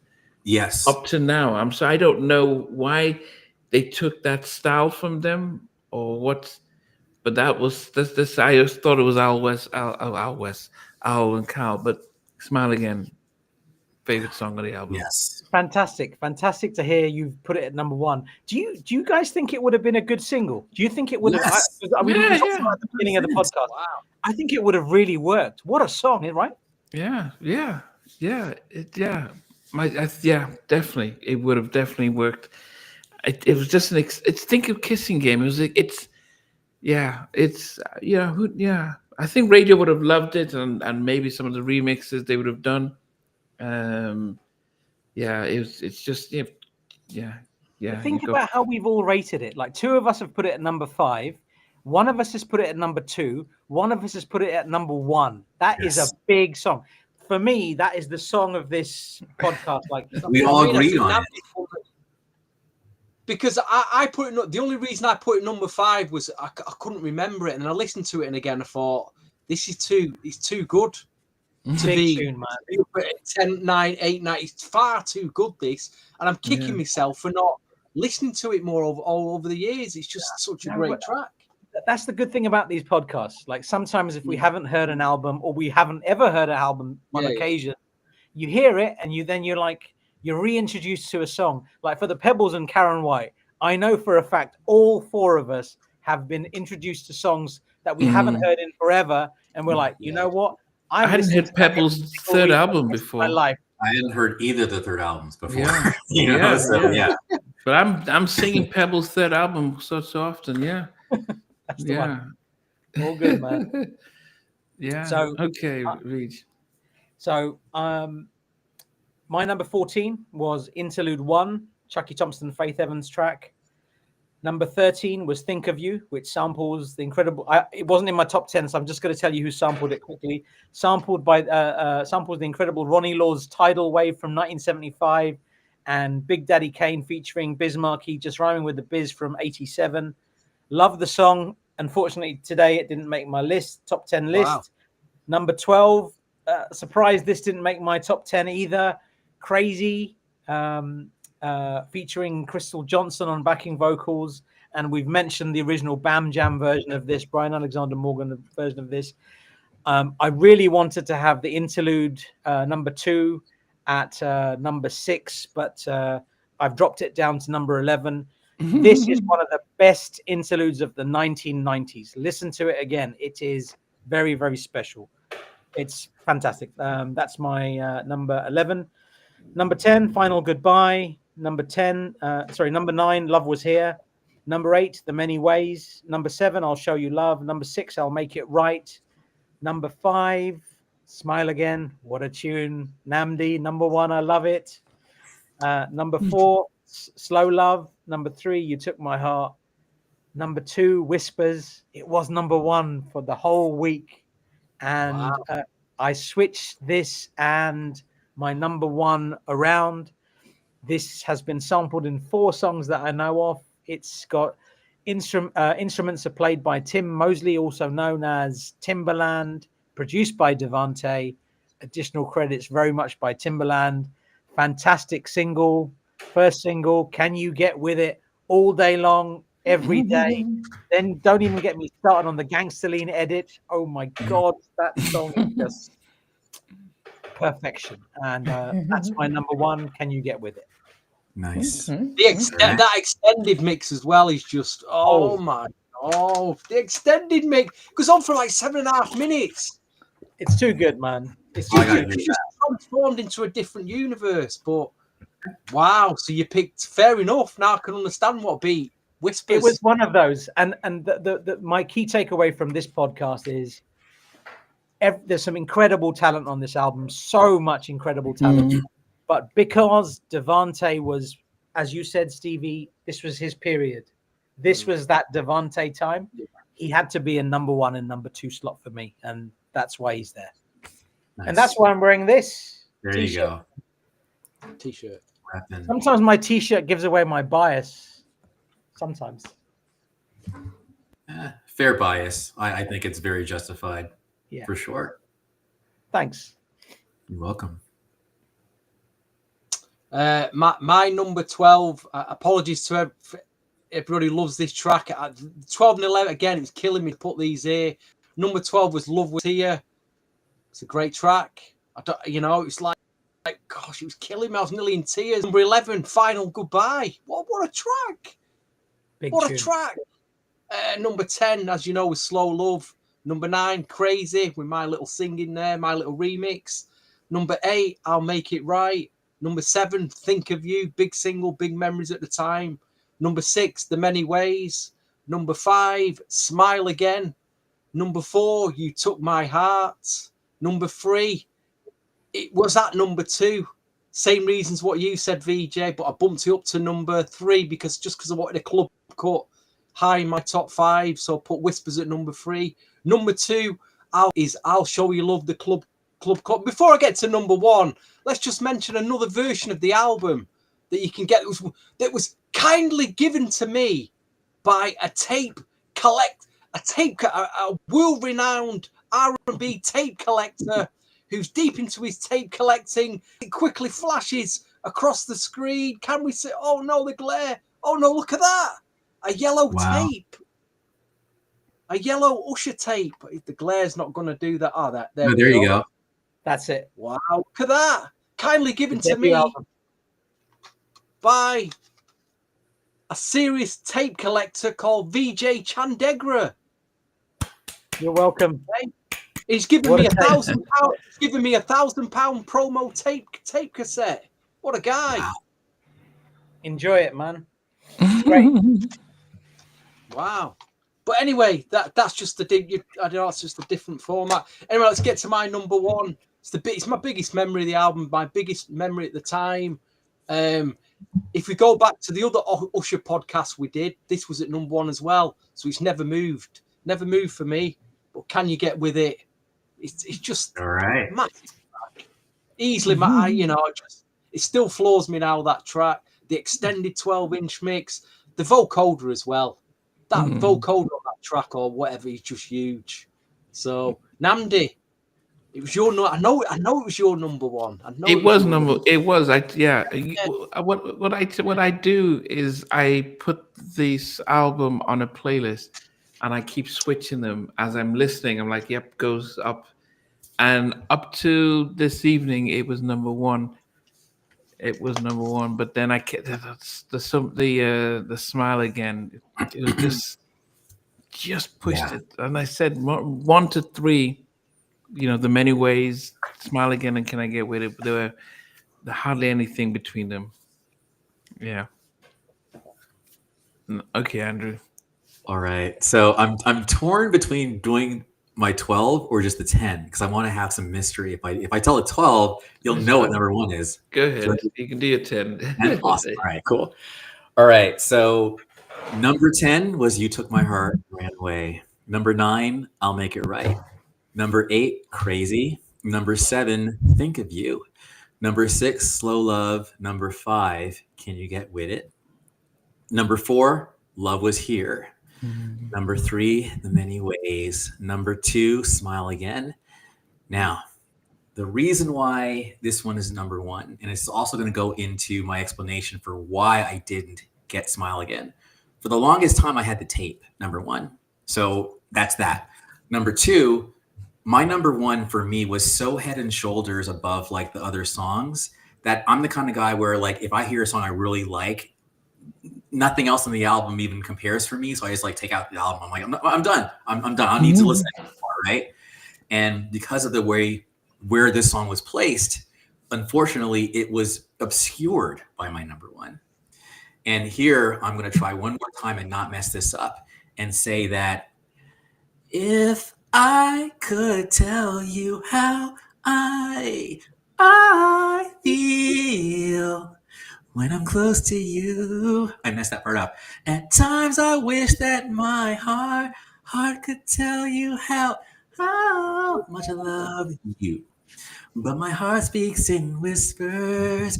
If my heart is speaking low, if my heart is speaking low, baby, I love you so. I'll never let you go. No, No, no. no. And the thing is, like I mean, that's all overdubbed, right? It's like those, like the vocals, the overdubs, the bass, the doo doo doo doo doo, and then like that little wee, like and the staticky stuff, that Darryl Pearson staticky stuff, and then just in a whisper. I can't do. I mean, I love that song. So yes, Whispers is my favorite song on the album, and is arguably my favorite Usher song of all time.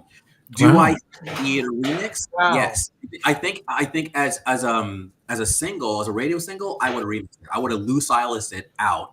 I would have isolated some drops, like, just like really spice it up, because as a song, there's an argument for it being boring. I don't care. To me, it's just it's a vibe, and when I'm locked into that groove, I'm just like, this is it's like being in outer space in the dark with your girl. Just, if my heart's speaking low, don't worry, I got you. And it's not even like age inappropriate. It's like it's genuine. I'm talking too damn much. So Whispers is my number one, and I think it's criminal that more people don't know about it. I love that. Wow. I love it. I love how you have talked about that song. So much passion. You really feel that. I love it. I'm gutted I didn't get 11. Oh, my 11 and 12 were indeed and respectfully. Final Goodbye is number 12, and respectfully, I'll Show You Love is number 11. Respectfully. Okay. You know. Every time I hear someone on IG say respectful, I cringe now. I'm getting to the point where I'm cringing hearing it. Respectful. Yeah. It's almost like a passive aggressive diss in it, really. Yeah. Well, they do it here. Like, how do they do it here? Someone nicely, just say respectfully first. No, how they do it here is they would say something about when they're talking about the team that's rubbish, and they would say, I can't remember what they use now, but anyway, yeah, respectfully. VJ, what was a master list? Yeah, master list is an interesting one. I just wanted to say a shout out to a few people. Shout out to Deland, Paul, Christian, both of you, Brandon, Renge, There Is a Dark Side, Mandy, Claude, and Kevin. Thank you. And just wanted to give you a shout out. A few of you have joined today. So this is the master list from all the lists that were sent in to me. So number 14, and this is including interludes. So my apologies if this is what people sent me. Yeah. So based on that, number 14 was interlude number 1. Number 13 was Final Goodbye. Number 12 was interlude 2, Can't Stop. Number 11 was Love Was Here. Number 10, I'll Show You Love. Number 9, Crazy. Number 8, Think of You. Number 7, You Took My Heart. Number 6, Slow Love. Number 5, Smile Again. Wow. Number 4, I'll Make It Right. Number 3, The Many Ways. Number 2 was Whispers. Ooh. So number 1 was the lead single produced by DeVante Swing for his damn self. Swing, Can You Get With It? That was number 1. Yes. Another podcast I win again. And me, I win too. It's joint winners, buddy. But I wanted to say there's Jimmy Parsons suggested a podcast to do the talent that came out of DeVante's camp. So you had who did you have come out of DeVante's camp? You had Timbaland, you had Missy Elliott, Sister, Tweet, Player, Chad Elliott, you would argue, came from DeVante's camp. Who else? Well, we had Missy and Timberland. Sorry, not Timberland. Genuine. Tweet. Tweet. Tweet You've got was there. Sugar. There was a few. There's a load of people that came out of that camp. So whether people respect DeVante or not, inconsequential. His talent led to all of those artists coming out and doing so much. So I think Jimmy Parsons, thank you for the suggestion. That might be one we do. I don't know if you guys are up for something like that. And the other suggestion I like was from Ave the Don, Tony Thompson, the debut album he did on Giant. I think that would be. Yeah, we've got to do that at some point, definitely. Yep. To do that. Yeah. How are we rating the album out of 10 then? We'll leave Namdi's till last. So what DJ out of 10? I think if Usher was an older version of himself, I think this would have been a much stronger. I think this would have been 9.5 for me. I'm gonna knock it down to a 9. What about you, Andrew? Honestly, I got to keep it real. For me, it's a solid 8.5. Yeah, I give an 8.5. I'll give an 8.5. Wow. Nah, 8. Well, 8.5. Yeah. Okay. I've All got right. Yeah, 9 and 8.5. I'll tell you what. Respectfully, I'm going to give it a 6 out of 10. Whoa. No, I'm kidding. I'm kidding. I'm going to give it a 9 point. I gave Brandy 9.1 dinner. So I'm going to give this. Yeah. It's either an 8.9 or a 9.2. I can't quite decide. So it's an 8.9 or a 9.2. Floating between. That's it. So what do you give it, Namdi? No, I'll give it an 8. And wow. It's and I think, as I said, it's hard because listening to it now, I'm like, okay, no skipping and no skipping and stuff. I think when it came out, it was probably in the 9s. It was one of my on when you have your 6 disc CD player and just rotates around. It was one of the 6 I'll put in there. I don't know if you guys had that when you just load up your CD in my car. Yeah.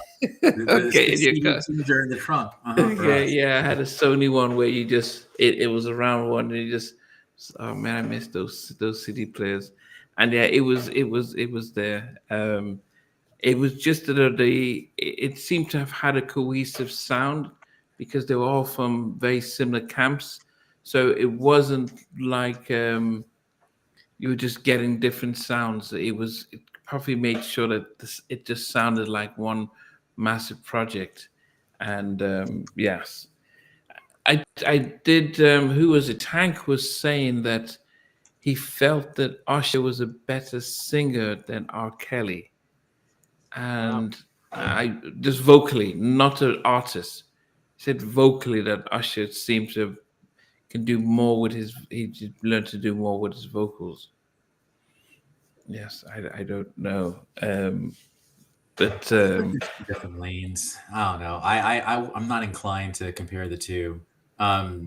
Like I consider Usher to be closer to like the kind of like the MJ lane, like in terms of just his kind of like it's more of a smooth, buttery vocal, but he can get into his I mentioned before. Oh my God, what's his name? 70s guy. I said his name so easily earlier. Curtis. Maybe someday we'll all be free. Donny Hathaway. I think Usher has a Donny Hathaway type voice, whereas R. Kelly is more of like, I consider him more of a Gap Band / Aaron Hall plus his own kind of sound. So they're to me they're different. That's just me. That's just me. And DJ All Day, what you said there about musically 8.5 and vocally 6.5, I think that's probably about right. That's kind of how I feel in my head. I think as soon as I read that, I thought that seems about right. I think that's around the right ballpark. I think. So imagine an instrumental. Just an album instrumentals. I'd kill it. It would be killer. That's 11 out of 10 for me. 11 out of 10 easily. Just for instrumentals. What's your favorite instrumental? For me, Love Was Here was a pretty strong instrumental for me. But I mean, what's your favorite instrumental that's on the album? For me, many Smile ways Again would be fantastic. Smile Again, yes. Yeah. I think Whispers would be killer. Yes. We already have Can You Get With It instrumental, and you've also got The Many Ways instrumental. You've got Think of You instrumental. They're all very, very good. Yeah. Yeah. Okay. I mean, definitely a very good album. Very good show. We it took us You 2 might be able hours to to sing get better, to it. Namdi, if you move the Christmas ball out your face. Now. No, this is I wasn't the Grinch today when it came to this album, but definitely it was just an amazing album, and it just reflects the time that we lived in back then, which we just took for granted. We took for granted. I mean, I don't know if we did. Well, maybe we did, or we were buying the albums. I thought it would live. I thought it would last forever. Yeah, I think that's the thing. Like you don't realize what you have till it's gone. I know it's cliche as hell, but it's true. Which is now I know. Now, I think I already told you guys. Like even just this moment that we're all sharing right now, I'm appreciating the hell out of this. Right? Because it won't last forever. We know. It's yes, not the last we know this now. Yeah. But back then, I just thought, oh yeah, like New Edition will keep making music, and Jim and Lewis will like, like we took it for granted. Yeah. Goodness, I mean, to think of, as I said, I still have memories of the My Life album. I can hear it because I was in college, but I was at university and working part-time job assembling light bulbs, like the chandeliers. And you'd be hearing, if you look at my life, you can see. I can still remember that. La, la, la. And then, then hearing Creep and it was just like, you stack up the albums, put them in your rotation, and then the crisp sound of a CD player. And it just felt like, and everyone was buying the bigger CD racks. And we just and they were giving us the music. And I think I love the fact the labels, quality control, because what we have now is just put it all out there. But then we had the quality control, and they marketed the album, all the label, all the producer, they started to do the movie stuff, from the director of this and this and this.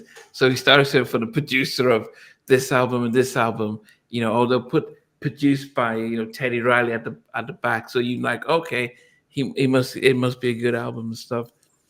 That was a moment, and I think we're fortunate that we're able to relive it in the simplest way. When we pick an album, we listen to it, and we're able to revisit with you guys. So beautiful album, beautiful time. I'm sorry, and I know it's late, but I just want to say one more thing and wax poetic. That is, remember how like when the CDs came out, because you could fit more songs on a CD than a tape, that all of a sudden you had all this extra bonus goodies. Like the Ralph Tresvant album had like 3 extra bonus tracks on there. Like it was, and albums were so much longer. You look at Don't Be Cruel, it's what, I don't know, 8 or 9 songs or whatever. And then the Bobby album has like 15, 16 tracks. So the 90s was a special time, I think, for music and particularly R&B, when, the black artists and the black budgets had bigger budgets, you know? Yeah, Hype Williams, $1 million videos. Just before we finish, do we agree with what DJ All Day says, that if Tony Thompson was singing this album instead of Usher, actually, would it have done 4 times? On the strength of High Five, I think there's an argument. Wow. I think it would have done very well, because the thing is, Usher sounds like a young boy man coming to find his voice. He hasn't quite found his voice yet. His voice hadn't broken at that point. So Tony Thompson, at that point, his voice had broken. I think that would have worked better. Tony Thompson would have really fitted this album. So that's a very fair comment, I think. I don't know about 4 times platinum, though. I don't know. I agree with that. Yeah, I agree. But it would have performed better, and it's way more age appropriate, by the way. So, yeah.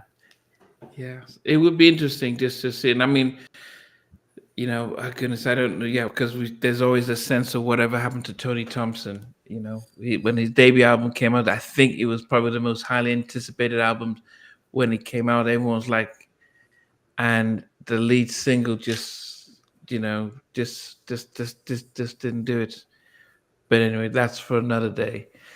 I think Christmas, we've got plans for Christmas, and we'll lock those in when we go off the air. But as always, man, we appreciate you guys joining us and giving us, making it easy for us, by your comments. Even Marco with his own. Even our friend Marco adds to the. Let's go, guys. Let's go. Seriously, let's go. Let's land that plane, Andy. Let's say good night. Listen, everybody's messaged tonight and part it. Thank you so much. We do appreciate you all with us. We do, we do appreciate everyone's opinion. Yeah. Everyone's got their own opinion. We respect that. It's that's what makes this podcast. Got to respect that.